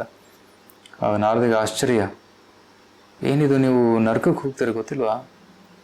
ಕೃಷ್ಣನ ತಲೆನೋವು ಒಂದು ಕ್ಷಣ ನಿವಾರಣೆಗೋಸ್ಕರ ನಾವು ಶಾಶ್ವತವಾಗಿ ನರಕಕ್ಕೆ ಹೋಗೋಕ್ಕೆ ಸಿದ್ಧ ಅಂತ ಹೇಳ್ತಾರೆ. ಅಷ್ಟೊಂದು ಪ್ರೀತಿ ಗೋಪಿಗಳಿಗೆ ಕೃಷ್ಣನ ಮೇಲೆ. ಸೊ ಇಂಥ ಒಂದು ಆಸೆಗಳು ಇಟ್ಕೊಳ್ಳೋದು, ಇಚ್ಛೆಗಳನ್ನು ಇಟ್ಕೊಳ್ಳೋದು, ಭಗವಂತನ ಸೇವಾ ಇಚ್ಛೆಗಳನ್ನು ಇಟ್ಕೊಳ್ಳೋದು, ಅದು ನಿಜವಾದ ಅಕಾಮ. ಇನ್ನೊಂದು ಸರ್ವಕಾಮನೆಗಳು. ಹಿಂದೆ ಓದಿದ್ದಲ್ಲ ನಾವು, 26 ಕಾಮನೆಗಳು. ಪುತ್ರ ಬೇಕು, ಹೆಂಡತಿ ಬೇಕು, ಸಂಪತ್ತು ಬೇಕು, ದುಡ್ಡು ಬೇಕು, ಧಾನ್ಯಗಳು ಬೇಕು, ಸರ್ವಕಾಮ. ಅವರು ಕೂಡ ಬೇರೆ ದೇವತೆಗಳ ಕಡೆ ಹೋಗೋದು ಬಿಟ್ಟು ಡೈರೆಕ್ಟ್ ಕೃಷ್ಣ ಹತ್ರ ಬಂದರೆ ಅವರಿಗೆ ಎಲ್ಲ ಕಾಮನೆಗಳು ಪೂರ್ತಿ ಆಗುತ್ತೆ. ಮತ್ತು ಯಾವುದೇ ಒಂದು ರಿಯಾಕ್ಷನ್, ಸೈಡ್ ಎಫೆಕ್ಟ್ಸ್ ಇರೋದಿಲ್ಲ. ದೇವತೆಗಳಿಂದ ನಾವು ವರವನ್ನು ಪಡೆಯೋದು ಮತ್ತು ಕೃಷ್ಣನಿಂದ ವರವನ್ನು ಪಡೆಯೋದು ವ್ಯತ್ಯಾಸ ತುಂಬ ಇದೆ. ದೇವತೆಗಳು ನಮಗೆ ವರ ಯಾವುದು ಬೇಕೋ ಅದು ಕೊಟ್ಬಿಡ್ತಾರೆ, ಆದರೆ ಭಕ್ತಿ ಕೊಡೋದಿಲ್ಲ. ಆದರೆ ಕೃಷ್ಣನಿಗೆ ನಾವು ಕೃಷ್ಣನ ಹತ್ರ ಅದೇ ಕಾಮನೆಗಳು ಇಟ್ಕೊಂಡು ಕೃಷ್ಣನ ಹತ್ರ ಬಂದಾಗ ಕೃಷ್ಣ ನಮಗೆ ಎಲ್ಲವನ್ನು ಕೊಡ್ತಾನೆ, ಅದರ ಜೊತೆ ಭಕ್ತಿಯನ್ನು ಕೂಡ ಕೊಡ್ತಾನೆ. ಉದಾಹರಣೆ ಧ್ರುವ ಮಹಾರಾಜರು. ಧ್ರುವನಿಗೆ ಒಂದು ಕಾಮನೆ ಇತ್ತು, ನನಗೆ ನನ್ನ ಬ್ರಹ್ಮದೇವರಿಗಿಂತಲೂ ಹೆಚ್ಚು ಸಂಪತ್ತು ಬೇಕು ಅಂತ, ಹೆಚ್ಚು ಸಾಮ್ರಾಜ್ಯ ಬೇಕು ಅಂತ ಇಚ್ಛೆ ಇಟ್ಕೊಂಡಿದ್ದ. ಆಗ ಅವರು ಬಂದಾಗ, ವಿಷ್ಣುವಿನ ದರ್ಶನವಾದಾಗ, ಕಾಡಿಗೆ ಹೋಗಿ ತಪಸ್ಸು ಮಾಡ್ತಾರೆ. 6 ತಿಂಗಳಲ್ಲಿ ಭಗವಂತನ ದರ್ಶನವಾಗುತ್ತೆ. ಆ ದರ್ಶನವಾದಾಗ ವಿಷ್ಣು ಕೇಳ್ತಾನೆ, ಏನು ಬೇಕು ಹೇಳು ಅಂತ. ಆಗ ಧ್ರುವ ಹೇಳ್ತಾನೆ, ಭಗವಂತ, ನಾನು ಒಂದು ಕಾಜಿನ ತುಕುಡಿ, ಅದನ್ನು ಬ್ರೋಕನ್ ಪೀಸಸ್ ಆಫ್ ಗ್ಲಾಸ್, ಅದನ್ನು ಹುಡುಕ್ತಾ ಇದ್ದೆ. ಈಗ ನನಗೆ ವಜ್ರ ಸಿಕ್ಕಿದೆ, ನನಗೆ ಅದು ಬೇಡ ಅಂತ ಹೇಳ್ತಾನೆ. ಸ್ಥಾನಾಭಿಲಾಷಿ ತಪಸ್ಸಿ ಸ್ಥಿತೋ ಹಂ. ಸ್ಥಾನಾಭಿಲಾಷಿ, ಸಾಮ್ರಾಜ್ಯವನ್ನು ಬೇಕು ಅಂತ ನಾನು ಇಲ್ಲಿ ತಪಸ್ಸು ಮಾಡ್ತಾ ಇದ್ದೆ. ತ್ವಂ ಪ್ರಾಪ್ಯ ವಾಂದೇವ ಮುನೀಂದ್ರ ಗುಹ್ಯಂ. ಆದರೆ ನನಗೆ ನೀವು ಸಿಕ್ಬಿಟ್ಟಿದ್ದೀರಾ. ದೇವ ಮುನಿ ಇಂದ್ರ ಗುಹ್ಯಂ, ದೇವತೆಗಳಿಗೆ ಕೂಡ ಋಷಿ ಮುನಿಗಳು ಕೂಡ ಸಿಗುವುದು ತುಂಬ ಕಷ್ಟ. ನೀವು ಅಂಥವ್ರು ನನಗೆ ಸಿಕ್ಕಿದ್ದೀರಾ. ಸ್ವಾಮಿನ್ ಕೃತಾರ್ಥೋಸ್ಮಿ, ನಾನು ಕೃತಾರ್ಥನಾಗಿದ್ದೀನಿ. ವರಂನ ಯಾಚೆ, ಯಾವುದೇ ವರದಾನ ಬೇಡ ಅಂತ ಹೇಳ್ತಾರೆ. ಇಂಥ ಒಂದು ಎಷ್ಟು ಪರಿಶುದ್ಧವಾಯಿತು ಧ್ರುವನ ಹೃದಯ. ಯಾಕೆಂದರೆ ಧ್ರುವ ಅನ್ಯ ದೇವತೆಗಳ ಹತ್ರ ಹೋಗಲಿಲ್ಲ, ನೇರವಾಗಿ ಕೃಷ್ಣನ ಆರಾಧನೆ ಮಾಡ್ದ. ಅದು ಕೃಷ್ಣ ಧ್ರುವನ ಹೃದಯವನ್ನು ನಿರ್ಮಲವಾಗಿ ಪರಿಶುದ್ಧಗೊಳಿಸಿದ. ಆದರೂ ಕೂಡ ವಿಷ್ಣು ಹೇಳ್ತಾನೆ, ನೀನು ಧ್ರುವಲೋಕವನ್ನು ತಗೋ. ಧ್ರುವಲೋಕ ಬ್ರಹ್ಮಲೋಕದಿಂದಕ್ಕಿಂತಲೂ ಹೆಚ್ಚು ಸಮೃದ್ಧವಾಗಿದೆ, ಹೆಚ್ಚು ಐಶ್ವರ್ಯ ಅದು ಇದೆ, ಅದು ವೈಕುಂಠ ಜಗತ್ತಿಗೆ ಸಮಾನವಾಗಿದೆ. ನೀನು ಅಲ್ಲಿ ಸಾಮ್ರಾಜ್ಯವನ್ನು ಮಾಡು ಅಂತ ಒಪ್ಪಿಸ್ಕೊಡ್ತಾನೆ. ಸೊ ಧ್ರುವನಿಗೆ ಇಚ್ಛೆ ಇತ್ತು, ಆ ಇಚ್ಛೆನೂ ಪೂರ್ಣವಾಯಿತು. ಅದ್ರ ಜೊತೆ ಕೃಷ್ಣ ಭಕ್ತಿ ಕೂಡ ಸಿಕ್ತು. ಆದರೆ ಕೇವಲ ಅನ್ಯ ದೇವತೆಗಳು ಪೂಜೆ ಮಾಡೋದ್ರಿಂದ ಕೃಷ್ಣ ಭಕ್ತಿ ಸಿಗುವುದಿಲ್ಲ, ಆ ಇಚ್ಛೆಗಳು ಪೂರ್ತಿ ಆಗ್ಬೋದಷ್ಟೇ. ಅದಕ್ಕೆ ಇಲ್ಲಿ ಹೇಳ್ತಾ ಇದ್ದಾರೆ, ಅಕಾಮ ಸರ್ವಕಾಮೋವ. ಸೊ ಯಾವುದೇ ಕಾಮಗಳಿರಲಿ, ನೀನು ಭಗವಂತನ ಹತ್ರ ಬನ್ನಿ. ಇನ್ನೊಂದು ಮೋಕ್ಷ ಕಾಮ. ಮೋಕ್ಷ ಕಾಮ ಅಂದರೆ ತಾಪತ್ರಯಗಳಿಂದ ಮುಕ್ತಿ ಬೇಕು. ಅದು ಕೂಡ ಸ್ವಾರ್ಥ. ನನ್ನ ಜೀವನದಲ್ಲಿ ತಾಪತ್ರಯಗಳಿದೆ, ತಾಪತ್ರಯಗಳಿಂದ ಮುಕ್ತಿ ಬೇಕು, ತಾಪತ್ರಯಗಳು ಹೋಗಿಬಿಡ್ಲಿ ನಮ್ಮ ಜೀವನದಿಂದ ಅಂಥ ಒಂದು ಬಯಕೆ ಇರುವವರು ಕೂಡ ಅವರಿಗೆ ಮೋಕ್ಷ ಕಾಮ ಅಂತ ಕರೀತಾರೆ. ಅದು ಕೂಡ ಸ್ವಾರ್ಥ. ಅದು ಸರ್ವಕಾಮಗಿಂತಲೂ ಕೀಳುಮಟ್ಟದ್ದು ಅಂತ ಹೇಳ್ತಾರೆ ಆಚಾರ್ಯರು. ಆಯ್ತು, ಭೌತಿಕ ಆಸೆಗಳು ಪಡೋದು ಓಕೆ, ಆದರೆ ಮೋಕ್ಷ ಕಾಮ, ಬ್ರಹ್ಮಜ್ಯೋತಿಲಿ ವಿಲೀನ ಆಗೋದು ಅದು ಸರಿಯಲ್ಲ ಅಂತ ಆಚಾರ್ಯರ ಒಂದು ಅನಿಸಿಕೆ. ಯಾಕೆಂದರೆ ಕೈವಲ್ಯಂ ನರಕಾಯತೆ. ಯಾಕೆಂದರೆ ಬ್ರಹ್ಮಜ್ಯೋತಿಲಿ ಭಗವಂತನ ಸೇವಾ ಒಂದು ಅವಕಾಶ ಇಲ್ಲ. ಅದಕ್ಕೆ ಆಚಾರ್ಯರು ಕೈವಲ್ಯಂ ನರಕಾಯತೆ ಅಂತ ಕರೀತಾರೆ. ಆ ಒಂದು ಬ್ರಹ್ಮಜ್ಯೋತಿಯ ಒಂದು ಶಾಂತಿಯ ಸ್ಥಳ, ಅದನ್ನು ನರಕಕ್ಕೆ ಹೋಲಿಸ್ತಾರೆ. ಭಕ್ತರು ಕೇವಲ ವೈಕುಂಠದಲ್ಲಿ ಭಗವಂತನ ವೈಯಕ್ತಿಕ ಸೇವೆ ಮಾಡುವುದನ್ನು ಬಯಸ್ತಾರೆ. ರೈಟ್. ಸೊ ಅದೇ ಮೋಕ್ಷ ಕಾಮ. ಸೊ ಉದಾರದಿ ಅಂದರೆ ಯಾರು ಭಗವಂತನ ಯಾರ ಮನಸ್ಸು ವಿಶಾಲವಾಗಿದೆ, ರೈಟ್, ವಿಶಾಲ ಬುದ್ಧಿಯುಳ್ಳ ವ್ಯಕ್ತಿಗಳು, ಅವರು ಈ ಕೃಷ್ಣನ ಆರಾಧನೆಯನ್ನು ಮಾಡ್ತಾರೆ. ಯಜೇತ ಪುರುಷ ಪರಂ ತೀವ್ರೇಣ ಭಕ್ತಿ ಯೋಗೇನ. ಯಾರೇ ಆಗಲಿ ತೀವ್ರವಾಗಿ ಭಗವಂತನ ಭಕ್ತಿಯನ್ನು ಮಾಡಿದರೆ ಭಗವಂತನನ್ನು ಗೆದಿಬಹುದು ಅಂತ ಕರೀತಾರೆ. ತೀವ್ರೇಣ ಭಕ್ತಿ ಯೋಗೇನ ಯಜೇತ ಪುರುಷ ಪರಂ. ನಮಗೆ ತೀವ್ರವಾಗಿ ಭಕ್ತಿ ಮಾಡೋದ್ರಿಂದ ಭಗವಂತ ಸಿಗ್ತಾನೆ ಅಂತೇಳಿ ಹೇಳ್ತಾ ಇದ್ದಾರೆ.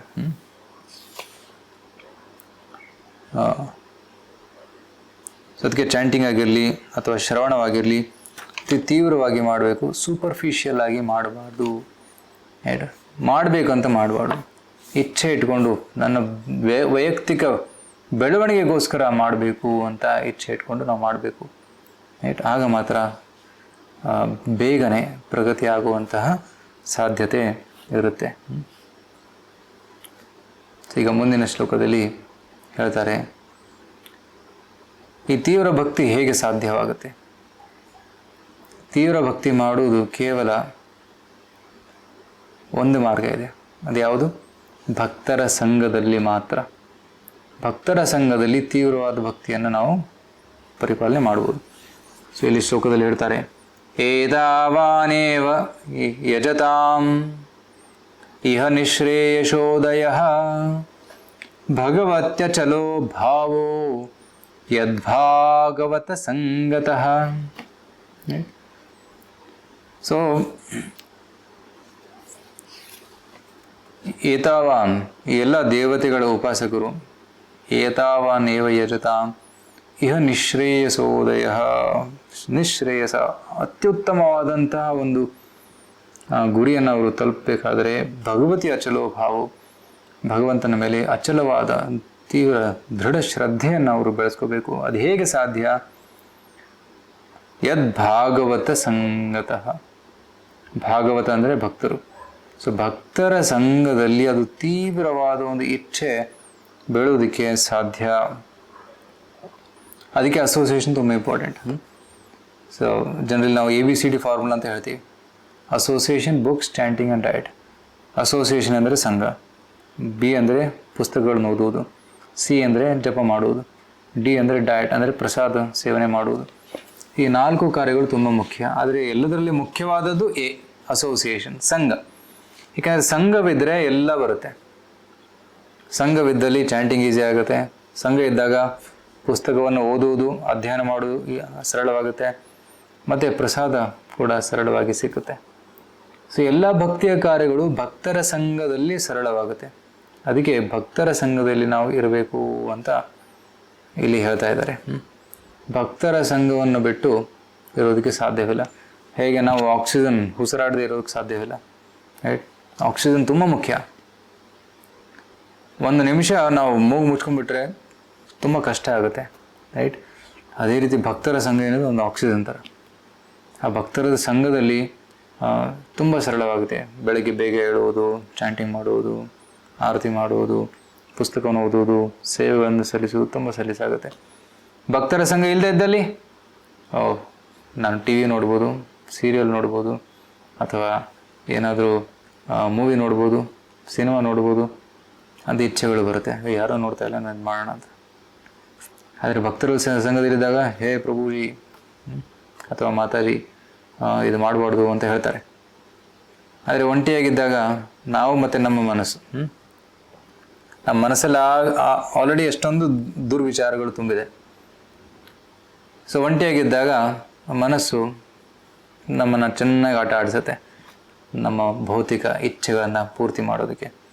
ಆದರೆ ಭಕ್ತರ ಸಂಘದಲ್ಲಿದ್ದಾಗ ಮನಸ್ಸು ತನ್ನ ಕಾರ್ಯ ಮಾಡೋಕ್ಕಾಗೋದಿಲ್ಲ. ಯಾಕೆ? ಭಕ್ತರಿದ್ದಾರೆ, ಭಕ್ತರು ನೋಡ್ತಾ ಇದ್ದಾರೆ, ಭಕ್ತರು ತಿದ್ದುತ್ತಾರೆ, ಗುರುಗಳಿದ್ದಾರೆ, ಗುರುಗಳು ತಿದ್ತಾರೆ, ರೈಟ್? ಸೊ ಆ ಭಯದಿಂದ ಮನಸ್ಸು ಏನು ಮಾಡೋಕ್ಕಾಗೋದಿಲ್ಲ, ರೈಟ್? ಆದರೆ ಆ ಭಕ್ತರ ಸಂಘದಲ್ಲಿ ಕೃಷ್ಣನ ಶ್ರವಣ, ಕೀರ್ತನ, ಸ್ಮರಣ ನಡೀತಿರುವಾಗ ಒಂದು ಭಗವಂತನ ಮೇಲೆ ಪ್ರೀತಿ, ಆಸಕ್ತಿ ಗ್ರ್ಯಾಜುವಲ್ ಆಗಿ, ಕ್ರಮೇಣವಾಗಿ ಉಂಟಾಗುತ್ತೆ, ರೈಟ್? ಸೊ ಆ ಭಕ್ತರ ಸಂಘ ಏನಿದೆ ಒಂದು ಆಕ್ಸಿಜನ್ ಥರ. ಆ ಸಂಘದಲ್ಲಿ ಮಾತ್ರ ಭಕ್ತಿ ತುಂಬ ಸರಳವಾಗಿ, ಈಸಿಯಾಗಿ ಮಾಡುವುದಕ್ಕೆ ಅವಕಾಶ ಸಿಗುತ್ತೆ, ರೈಟ್? ಭಾಗವತ ಸಂಗತಃ ಅಂತ ಇಲ್ಲಿ ಹೇಳ್ತಾರೆ. ಸೊ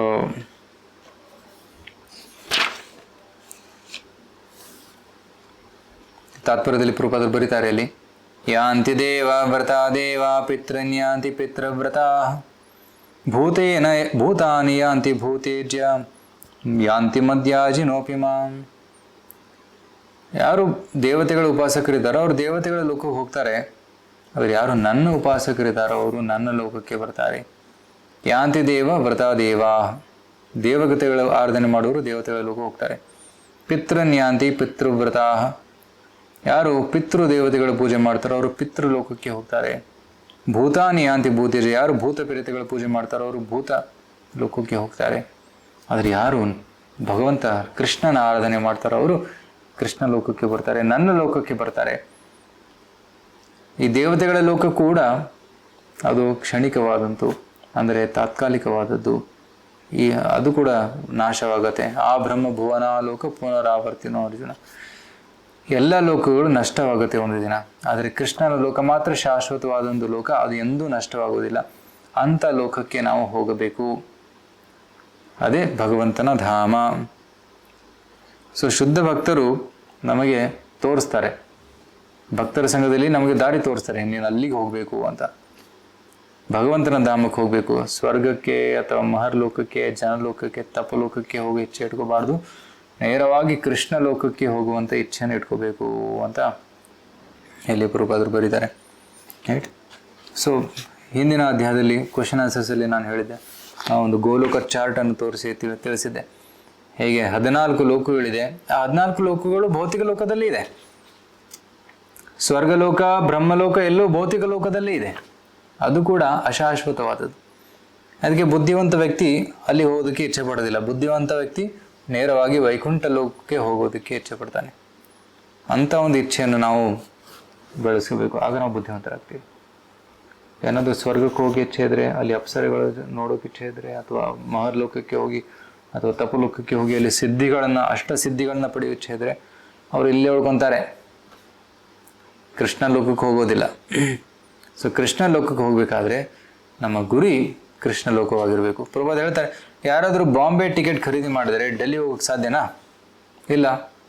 ಬಾಂಬೆ ಟಿಕೆಟ್ ತೊಗೊಂಡ್ರೆ ಬಾಂಬೆ ಟ್ರೈನಲ್ಲೇ ಇರ್ಬೋದು, ಬಾಂಬೆ ಟ್ರೈನ್ ಏರಿ ಬಾಂಬೆ ಹೋಗ್ಬೋದು.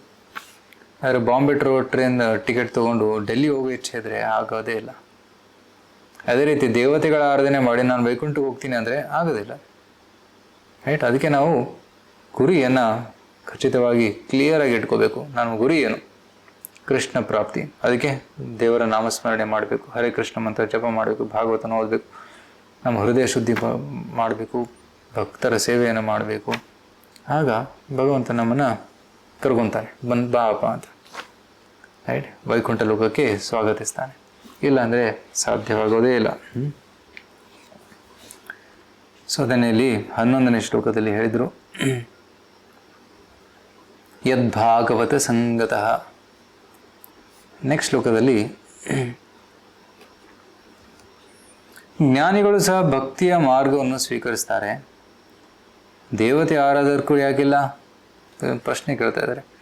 ಮಹಾನ್ ಜ್ಞಾನಿಗಳು ಅವರು ಕೂಡ ಭಗವಂತನ ಭಕ್ತಿಯನ್ನು ಸ್ವೀಕರಿಸ್ತಾರೆ, ಈ ದೇವತೆ ಆರಾಧಕರು ಯಾಕೆ ಮಾಡಬಾರ್ದು ಅಂತ. ಜ್ಞಾನಂ ಯದ್ ಆಪ್ರತಿನಿವೃತ ಗುಣೋರ್ಮಿ ಚಕ್ರಂ ಆತ್ಮಪ್ರಸಾದ ಉತ ಯತ್ರ ಗುಣೇಶ್ವ ಸಂಗಃ ಕೈವಲ್ಯ ಸಮ್ಮತ ಪಥಸ್ತ್ವಥ ಭಕ್ತಿಯೋಗ ಕೋ ನಿರ್ವೃತೋ ಹರಿಕಥಾಸು ರತಿಂ ನ ಕುರ್ಯಾತ್. ಹರಿಕಥಾಸು ರತಿಂ ನ ಕುರ್ಯಾತ್. ಯಾರವರು? ಯಾಕೆ ಅವರು ಭಗವಂತನ ರತಿಯನ್ನು, ಹರಿಕಥೆಯನ್ನು ಕೇಳ್ತಾ ಇಲ್ಲ? ಭಗವಂತನ ಮೇಲೆ ಆಸಕ್ತಿ, ರತಿ ಅಂದರೆ ಆಸಕ್ತಿಯನ್ನು ಬೆಳೆಸ್ಕೊಳ್ತಾ ಇಲ್ಲ ಅಂತ ಇಲ್ಲಿ ಪ್ರಶ್ನೆಯನ್ನು ಶುಕದೇವ ಗೋಸ್ವಾಮಿಯವರು ಒಂದು ಪರೀಕ್ಷಿತನಿಗೆ ಕೇಳ್ತಾ ಇದ್ದಾರೆ. ಜ್ಞಾನಂ ಯದಾ ಆಪ್ರತಿನಿವೃತ ಗುಣೋರ್ಮಿ ಚಕ್ರಂ. ಸೊ ಯಾರು ಜ್ಞಾನವನ್ನು ಹೊಂದಿದ್ದಾರೋ ಅವರು ಕೂಡ ಭಕ್ತಿಯೋಗ ಕೈವಲ್ಯ ಸಮ್ಮತ ಪಥಃ. ಸೊ ಭಗವಂತನನ್ನು ಪಡೆಯುವಂಥ ಪಥ ಕೈವಲ್ಯ ಸಮ್ಮತ ಪಥ, ಅದು ಭಕ್ತಿಯೋಗ. ಜ್ಞಾನಿಗಳು ಕೂಡ ಇದನ್ನು ಒಪ್ಕೊತಾರೆ. ದೇವತೆಗಳ ಉಪಾಸಕರು ಯಾಕೆ ಒಪ್ಕೋಬಾರ್ದು ಅಂತ ಇಲ್ಲಿ ಪ್ರಶ್ನೆಯನ್ನು ರೇಸ್ ಮಾಡ್ತಾ ಇದ್ದಾರೆ. ಇದಕ್ಕೊಂದು ಉದಾಹರಣೆ ಏನಂದರೆ, ಚತುಷ್ಕುಮಾರರು ಜ್ಞಾನಿಯರಾಗಿದ್ದರು, ಜ್ಞಾನದ ಹಂತದಲ್ಲಿ ಅವರಿದ್ದರು. ಅವರು ಕೂಡ ಭಗವಂತನ ಸಂಪರ್ಕದಲ್ಲಿ ಬಂದಾಗ ಭಗವಂತನ ಮೇಲೆ ಭಕ್ತಿಯ ಒಂದು ಉದ್ಭವ ಅವರ ಹೃದಯದಲ್ಲಿ ಆಗುತ್ತೆ. 3ನೇ ಸ್ಕಂದದಲ್ಲಿ ಇದರ ಉಲ್ಲೇಖ ಬರುತ್ತೆ. ತಸ್ಯಾರವಿಂದ ನಯನಸ್ಯ ಪದಾರವಿಂದ ಕೆಂಜಲ್ ಕಮಿಶ್ರ ತುಳಸಿ ಮಕರಂದ ವಾಯು ಅಂತರ್ಗತ ಸ್ವವಿವರೇಣ ಚಕಾರ ತೇಷಾಂ ಸಂಕ್ಷೋಭಮಕ್ಷರ ಜುಷಾಮಪಿ ಚಿತ್ತ ತನ್ವೋಃ. ಚತುಷ್ಕುಮಾರರು ಜ್ಞಾನಿಯ ಹಂತದಲ್ಲಿದ್ದರು, ಆತ್ಮಸ್ತರದಲ್ಲಿದ್ದರು, ಅಹಂ ಬ್ರಹ್ಮಾಸ್ಮಿ ಅಂತ ಅವರು ಸಾಕ್ಷಾತ್ಕಾರವಾಗಿತ್ತು. ಅವರು ಕೂಡ ಭಗವಂತನ ಪಾದಗಳಿಗೆ ಅರ್ಪಿತವಾದ ತುಳಸಿಯ ಸೇವನೆ ಮಾಡಿದಾಗ, ತುಳಸಿಯ ಗಂಧ ಅವರ ಮೂಗಿನಲ್ಲಿ ಪ್ರವೇಶವಾದಾಗ ಆ ದಿವ್ಯ ಅನುಭವ ಅವರ ಚಿತ್ತವನ್ನು ಕೃಷ್ಣನ ಹತ್ರ ಸೆಳ್ಕೊಂಡ್ಬಿಡ್ತಂತೆ. ಅಂತರ್ಗತಃ ಸ್ವವಿವರೇಣ ಚಕಾರ ತೇಷಾಂ ಸಂಕ್ಷೋಭಂ. ಅವರ ಹೃದಯದಲ್ಲಿ ಒಂದು ರೀತಿ ಒಂದು ಪರಿವರ್ತನೆ ಆಗೋಕ್ಕೆ ಸ್ಟಾರ್ಟ್ ಆಯಿತು, ಭಕ್ತಿ ಉಂಟಾಯಿತು. ಆಗ ಅವರು ಭಗವದ್ಭಕ್ತರಾಗ್ತಾರೆ. ಸೊ ಮಹಾನ್ ಜ್ಞಾನಿಗಳು ಕೂಡ ಭಗವಂತನ ಭಕ್ತರಾದರು. ಈ ದೇವತೆಗಳು ಉಪಾಸಕರು ಯಾಕೆ ಕೃಷ್ಣನಿಗೆ ಆಕರ್ಷಿತವಾಗೋದಿಲ್ಲ? ಅವರು ಕೂಡ ಆಕರ್ಷಿತವಾಗ್ತಾರೆ ಅಂತ ಇಲ್ಲಿ ಹೇಳ್ತಾ ಇದ್ದಾರೆ. ಸೊ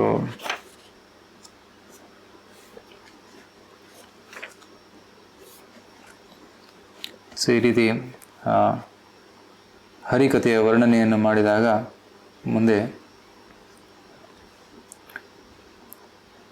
ಶುಕದೇವ ಗೋಸ್ವಾಮಿಯರು ಇಲ್ಲಿಗೆ ಮಾತಾಡೋದನ್ನು ನಿಲ್ಲಿಸ್ತಾರೆ. ಇಲ್ಲಿ ಸೂತ ಗೋಸ್ವಾಮಿಗಳು ಶೌನಕಾದಿ ಋಷಿಗಳಿಗೆ ಪ್ರವಚನ ಮಾಡ್ತಾಯಿದ್ರು. ಶೌನಕಾದಿ ಋಷಿಗಳು ಸೂತ ಗೋಸ್ವಾಮಿಗೆ ಮತ್ತೆ ಅವರ ತಮ್ಮ ಅನಿಸಿಕೆಯನ್ನು ವ್ಯಕ್ತಪಡಿಸ್ತಾ ಇದ್ದಾರೆ ಇಲ್ಲಿ. ಶೌನಕೋ ವಾಚ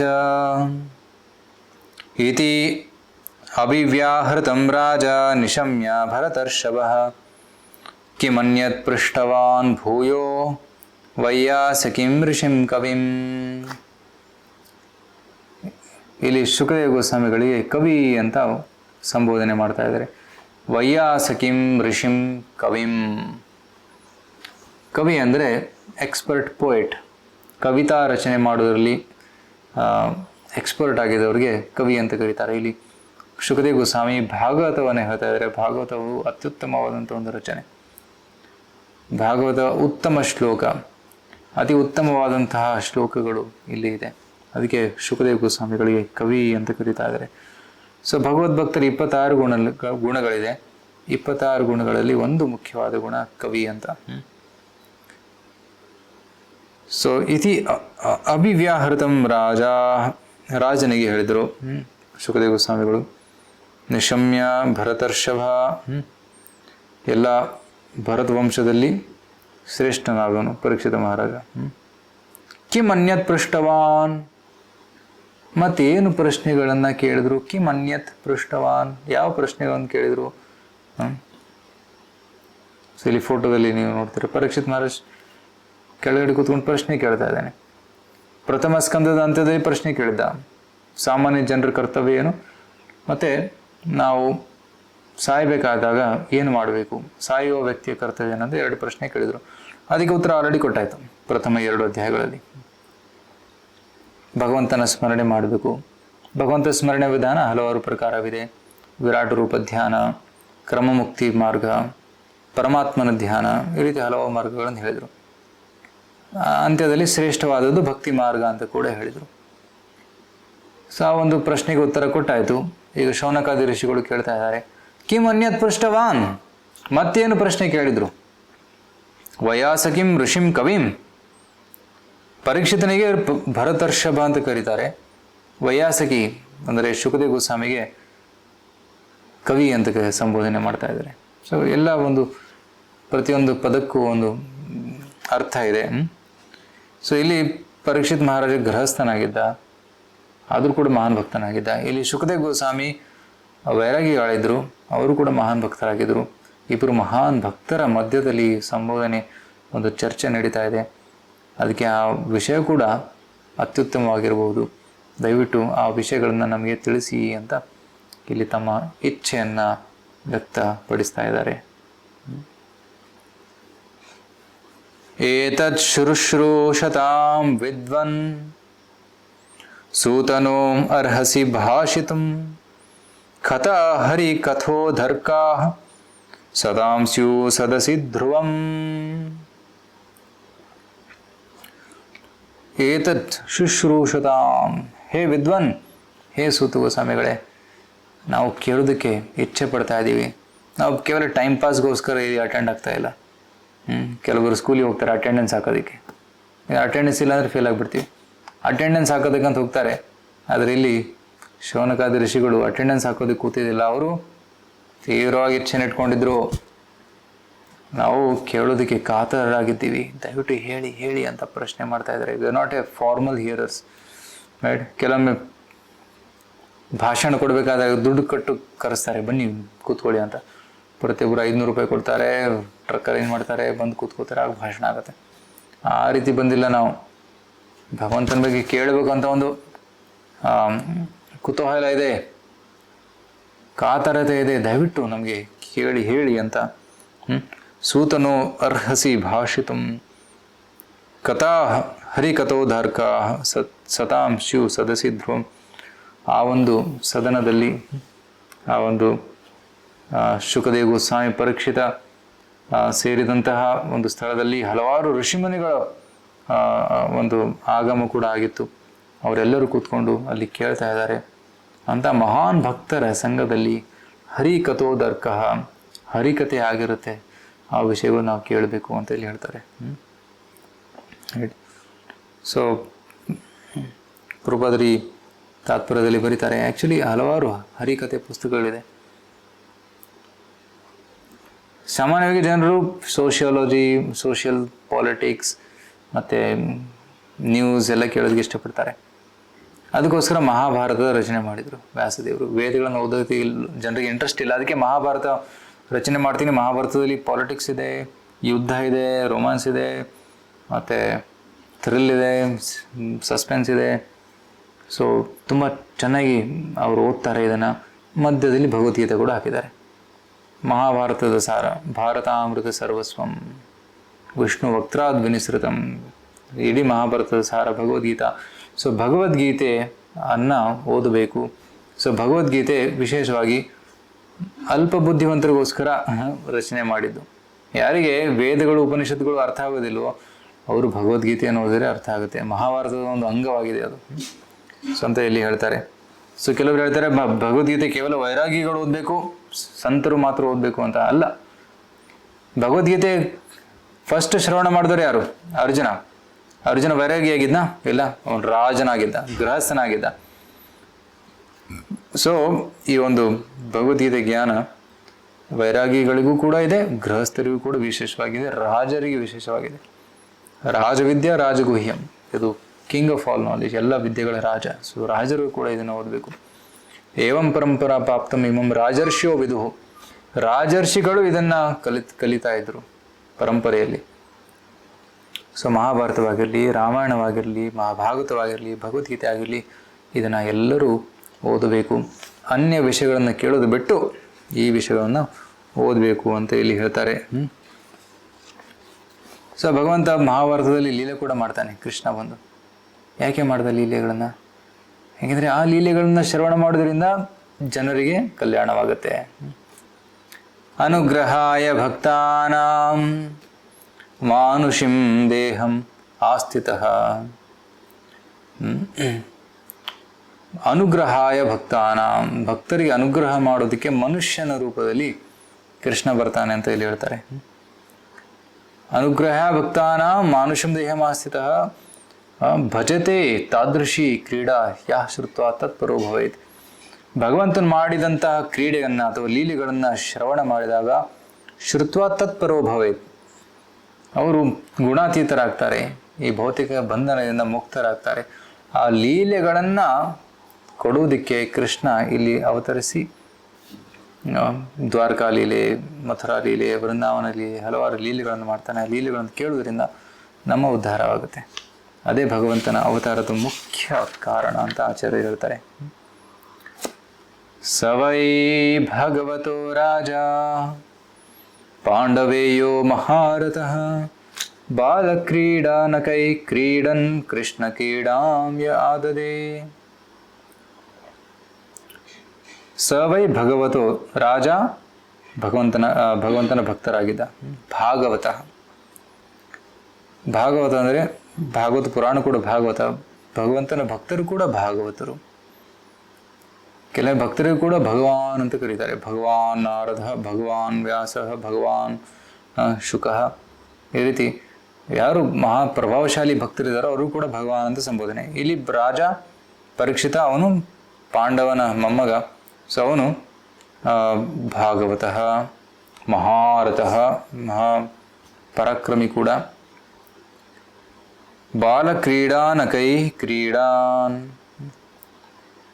ಸೊ ಬಾಲ್ಯದಲ್ಲಿ ಕ್ರೀಡಾನಕೈ ಅಂದರೆ ಗೊಂಬೆಗಳ ಜೊತೆ ಆಟ ಆಡ್ತಿದ್ದ. ಗೊಂಬೆಗಳೆಲ್ಲ ಕೃಷ್ಣನ ಗೊಂಬೆಗಳ ಜೊತೆ ಆಟ ಆಡ್ತಿದ್ದ. ಕೃಷ್ಣ ಕ್ರೀಡಾನ್ ಯಾದದೆ. ಸೊ ಕೃಷ್ಣನ ವಿಗ್ರಹದ ಆರಾಧನೆ ಮಾಡ್ತಾ ಇದ್ದ, ಕೃಷ್ಣನ ಜೊತೆ ಆಟ ಆಡ್ತಾ ಇದ್ದ ಅಂತೆ. ಹೇಗೆ ಈಗ ಕಲಿಯುಗದಲ್ಲಿ ನಾವು ಬಾರ್ಬಿ ಡಾಲ್ಸ್ ಅಥವಾ ಒಂದು ಮಂಗನ ಗೊಂಬೆ ಅಥವಾ ನಾಯಿ ಗೊಂಬೆ ಜೊತೆ ಆಟ ಆಡ್ತಾರೆ. ಕೃಷ್ಣನ ಗೊಂಬೆಗಳ ಜೊತೆ ಪರೀಕ್ಷಿತ ಮಹಾರಾಜ ಆಟ ಆಡ್ತಾ ಇದ್ದ. ಬೇರೆ ಅನ್ಯ ಆಸಕ್ತಿಗಳು ಅವರಿಗೆ ಇರಲಿಲ್ಲ. ಇಂಥ ಒಂದು ಲಕ್ಷಣ ಮಹಾಪುರುಷರ ಲಕ್ಷಣ ಅಂತ ಕೇಳಿಬರುತ್ತೆ. ಉದ್ಧವ ಕೂಡ ಅವನು ಚಿಕ್ಕವನಾಗಿದ್ದಾಗ, ಮಗುವಾಗಿದ್ದಾಗ ಅಮ್ಮ ಕರಿತಾ ಇದ್ಲು, ಉದ್ಧವ ಊಟಕ್ಕೆ ಬಾ. ಆದರೆ ಉದ್ಧವ ಕೃಷ್ಣ ಕ್ರೀಡೆಯಲ್ಲಿ ಇಷ್ಟು ಮಗ್ನನಾಗಿದ್ರಂದರೆ ಹಸುವೆ ಆಗ್ತಾ ಇರಲಿಲ್ಲಂತೆ. ರೈಟ್, ಅಮ್ಮ ಊಟಕ್ಕೆ ಬಾ ಅಂತ ಕರಿತಾ ಇದ್ರು ಹೋಗ್ತಾ ಇರಲಿಲ್ಲ. ಅಷ್ಟೊಂದು ಮಗ್ನನಾಗಿ ಅವನು ಕೃಷ್ಣನ ಲೀಲೆಗಳಲ್ಲಿ ಆಟ ಆಡ್ತಾ ಇದ್ದ. ಕೆಲವರು ಆಚಾರ್ಯ ಹೇಳ್ತಾರೆ, ಪರೀಕ್ಷಿತ್ ಮಹಾರಾಜ ಭಗವಂತನ ವೃಂದಾವನ ಲೀಲೆಯ ಆಟಗಳನ್ನ ಆಡ್ತಾ ಇದ್ರಂತೆ, ಡ್ರಾಮಾಗಳನ್ನು ಮಾಡ್ತಾ ಇದ್ರಂತೆ. ಕೆಲವರು ಆಚಾರ್ಯ ಹೇಳ್ತಾರೆ ಅವರು ಭಗವಂತನ ವಿಗ್ರಹ ಆರಾಧನೆ ಮಾಡ್ತಾ ಇದ್ರಂತೆ. ರೈಟ್. ಸೊ ಯಾರ ಮಕ್ಕಳಿಗೆ ಈ ರೀತಿ ಬಾಲ್ಯದಲ್ಲಿ ಆಸಕ್ತಿ ಇರುತ್ತೋ ಅವರು ಪೂರ್ವ ಜನ್ಮದಲ್ಲಿ ಏನೋ ಭಕ್ತಿ ಮಾಡಿರ್ತಾರೆ. ಭಗವದ್ಗೀತೆಯಲ್ಲಿ ಹೇಳ್ತಾರಲ್ಲ, ಪೂರ್ವಾಭ್ಯಾಸೇನ ತೇನೈವ ಹ್ರಿಯತೆ ಅವಶೋಪಿ ಸಹ. ಸೊ ಪೂರ್ವ ಅಭ್ಯಾಸದಲ್ಲಿ ಮಾಡಿರುವಂತಹ ಭಕ್ತಿಯಿಂದ, ಪೂರ್ವ ಜನ್ಮದಲ್ಲಿ ಮಾಡಿರುವಂತಹ ಭಕ್ತಿಯಿಂದ ಅವರು ಹ್ರಿಯತೆ ಅವಶೋಪಿ, ಅವರು ಕೃಷ್ಣನ ಕಡೆ ಆಕರ್ಷಿತವಾಗ್ತಾರೆ ಸ್ವಾಭಾವಿಕವಾಗಿ. ಕೆಲವು ನೋಡ್ತೀವಿ ದೇವಸ್ಥಾನದಲ್ಲಿ ಕೂಡ ಹಲವಾರು ಭಕ್ತರು ಬರ್ತಾರೆ, ನಮ್ಮ ಕಾಂಗ್ರಿಗೇಷನ್ ಗೃಹಸ್ಥರ ಭಕ್ತರು ಬರ್ತಾರೆ. ಅವರು ಕೂಡ ಕೀರ್ತನೆಯಲ್ಲಿ ಕುಣಿತಾರೆ, ಕರ್ತಾರ ಇಟ್ಕೊಂಡು ಬಾರಿಸ್ತಾರೆ, ಮೃದಂಗ ಇಟ್ಕೊಂಡು ಬಾರಿಸ್ತಾರೆ, ಹರೇ ಕೃಷ್ಣ ಕೀರ್ತನೆ ಮಾಡ್ತಾರೆ. ಅವರು ಅನ್ಯ ಮಕ್ಕಳ ಜೊತೆ ಟಿ ವಿ ನೋಡ್ಬೋದು, ವಿಡಿಯೋ ಗೇಮ್ಸ್ ಆಡ್ಬೋದು, ಆದರೆ ಮಾಡ್ತಾ ಇಲ್ಲ. ಕೃಷ್ಣ ಟೆಂಪಲಲ್ಲಿ ಅವರಿಗೆ ದೇವಸ್ಥಾನದಲ್ಲಿ ಬರೋದಕ್ಕೆ ತುಂಬ ಆಸಕ್ತಿ ಅವರಿಗೆ. ಅದರ ಅರ್ಥ ಏನು? ಹಿಂದಿನ ಜನ್ಮದಲ್ಲಿ ಏನೋ ಒಂದು ಪುಣ್ಯವನ್ನು ಮಾಡಿದ್ದಾರೆ, ಭಕ್ತಿಯನ್ನು ಮಾಡಿದ್ದಾರೆ. ಆ ಭಕ್ತಿಯ ಪ್ರಭಾವದಿಂದ ಅವರು ಈ ಜನ್ಮದಲ್ಲೂ ಕೂಡ ಭಕ್ತಿಯನ್ನು ಮುಂದುವರಿಸ್ತಾ ಇದ್ದಾರೆ. ಪ್ರಭುಪಾದರು ತಮ್ಮ ಉದಾಹರಣೆಯನ್ನು ಹೇಳ್ತಾರೆ, ನನ್ನ ಬಾಲ್ಯದಲ್ಲಿ ನನಗೂ ಕೂಡ ಕೃಷ್ಣನ ಪೂಜೆ ಮಾಡುವಂಥ ಆಸಕ್ತಿ ಇತ್ತು. ನನ್ನ ತಂದೆ, ಪ್ರಭುಪಾದರು ಹೇಳ್ತಾರೆ, ನನ್ನ ತಂದೆ ನನಗೆ ಕೃಷ್ಣನ ವಿಗ್ರಹವನ್ನು ಕೊಟ್ಟರು, ನಾನು ಆರಾಧನೆ ಮಾಡ್ತಾ ಇದ್ದೆ, ಜಗನ್ನಾಥ ರಥಯಾತ್ರೆ ಕೂಡ ಮಾಡ್ತಾ ಇದ್ದೆ, ಪ್ರಸಾದ ವಿತರಣೆ ಕೂಡ ಮಾಡ್ತಾ ಇದ್ದೆ. ಮತ್ತೆ ಪ್ರಭುಪಾದರ ಗುರುಗಳಾದಂಥ ಭಕ್ತಿ ಸಿದ್ಧಾಂತ ಸರಸ್ವತಿ ಕೂಡ, ಅವರ ತಂದೆ ಭಕ್ತಿ ವಿನೋದ್ ಠಾಕೂರವರು, ಅವ್ರ ಮನೆಯಲ್ಲೂ ಕೂಡ ಭಕ್ತಿಯ ವಾತಾವರಣ. ಭಕ್ತಿ ಸಿದ್ಧಾಂತ ಸರಸ್ವತಿ ನೈಷ್ಠಿಕ ಬ್ರಹ್ಮಚಾರಿಯಾಗಿ ಅವರು ಸಾಧನೆಯನ್ನು ಮಾಡ್ತಾ ಇದ್ರು, ಅತಿ ಬುದ್ಧಿವಂತರಾಗಿದ್ದರು. ಸನ್ಯಾಸವನ್ನು ಸ್ವೀಕರಿಸಿ ಅವರು ಪ್ರಚಾರ ಕಾರ್ಯವನ್ನು ಇಡೀ ಭಾರತದಲ್ಲಿ ಮಾಡಿದರು. ಅಂಥ ಒಬ್ಬ ಮಹಾನ್ ಭಕ್ತ ಹುಟ್ಟಿದ, ಅವನು ರೇ ಆಫ್ ವಿಷ್ಣು, ಭಗವಂತನ ಒಂದು ಕಿರಣ ಅಂತ ಹೇಳ್ತಾರೆ ಭಕ್ತಿ ಸಿದ್ಧಾಂತ ಸರಸ್ವತಿ. ಭಕ್ತಿನಾಥ್ ಅವರು ಪ್ರಾರ್ಥನೆ ಮಾಡಿದರು, ನನ್ನ ಮಗು ಕೊಡಿ, ಆ ಮಗು ಪ್ರಚಾರ ಕಾರ್ಯವನ್ನು ಮಾಡಬೇಕು ಅಂತ. ಆ ಪ್ರಾರ್ಥನೆಗೆ ಉತ್ತರವಾಗಿ ಭಕ್ತಿ ಸಿದ್ಧಾಂತ ಹುಟ್ಟುತ್ತಾರೆ. ಶ್ರೀ ಭಕ್ತಿ ಸಿದ್ಧಾಂತ ಸರಸ್ವತಿ ಹುಟ್ಟಿದಾಗ ಜಗನ್ನಾಥ ರಥಯಾತ್ರೆ ನಡೀತಾಯಿತು. ಆಗ ರಥನ ಹೋಗ್ತಿರ್ಬೇಕಾದಾಗ ಮಗುವನ್ನು, ಆ ರಥ ನಿಂತ್ಕೊಳ್ತಂತೆ ಮನೆ ಮುಂದೆ. ಆ ರಥ ನಿಂತ್ಕೊಂತು 1 ದಿನ ಆಯಿತು, 2 ದಿನ ಆಯಿತು, ಮುಂದೆ ಹೋಗ್ತಾ ಇಲ್ಲ. ಆಗ ಆ ಒಂದು ಆಪರ್ಚುನಿಟಿನ ತಗೊಂಡು ತಾಯಿ ಭಕ್ತಿ ಸಿದ್ಧಾಂತ ಸರಸ್ವತಿಯನ್ನು ಅಲ್ಲಿ ಜಗನ್ನಾಥನ ಮುಂದೆ ಇಡ್ತಾರೆ. ಆಗ ಜಗನ್ನಾಥನ ಹಾರ ಆ ಮಗು ಮೇಲೆ ಬೀಳುತ್ತೆ. ಆಗ ಭಕ್ತಿ ವಿನೋದ್ ಠಾಕೂರ್ ಖಚಿತ ಮಾಡ್ತಾರೆ, ಭಗವಂತನ ಒಂದು ಆಶೀರ್ವಾದ ರೂಪದಲ್ಲಿ ಸಿಕ್ಕಂಥ ಮಗು ಅಂತ. ಸೊ ಆ ಮಗು ಮುಂದೆ ಸನ್ಯಾಸಿಯಾಗಿ ಭಗವತ್ ಪ್ರಚಾರವನ್ನು ಇಡೀ ಭಾರತದಲ್ಲಿ ಮಾಡಿದರು. ಮತ್ತು ಭಗವಂತನ ಪ್ರಚಾರವನ್ನು ವಿದೇಶದಲ್ಲಿ ಮಾಡಬೇಕು ಅಂತ ಆದೇಶವನ್ನು ಶಿಲ ಪ್ರಭುಪಾದರಿಗೆ ಅವರು ಕೊಟ್ಟಿದ್ದಾರೆ. ಸೊ ಇದು ಪ್ರಭುಪಾದರು ಮತ್ತು ಶಿಲ ಭಕ್ತಿ ಸಿದ್ಧಾಂತ ಸರಸ್ವತಿಯವರ ಒಂದು ದಿವ್ಯವಾದ ಒಂದು ಗುಣ. ಯಾಕಂದರೆ ಅವರು ನಮ್ಮ ಥರ ಸಾಮಾನ್ಯ ಸಾಧಕರಲ್ಲ, ಅವರು ನಿತ್ಯ ಸಿದ್ಧ ಭಕ್ತರು.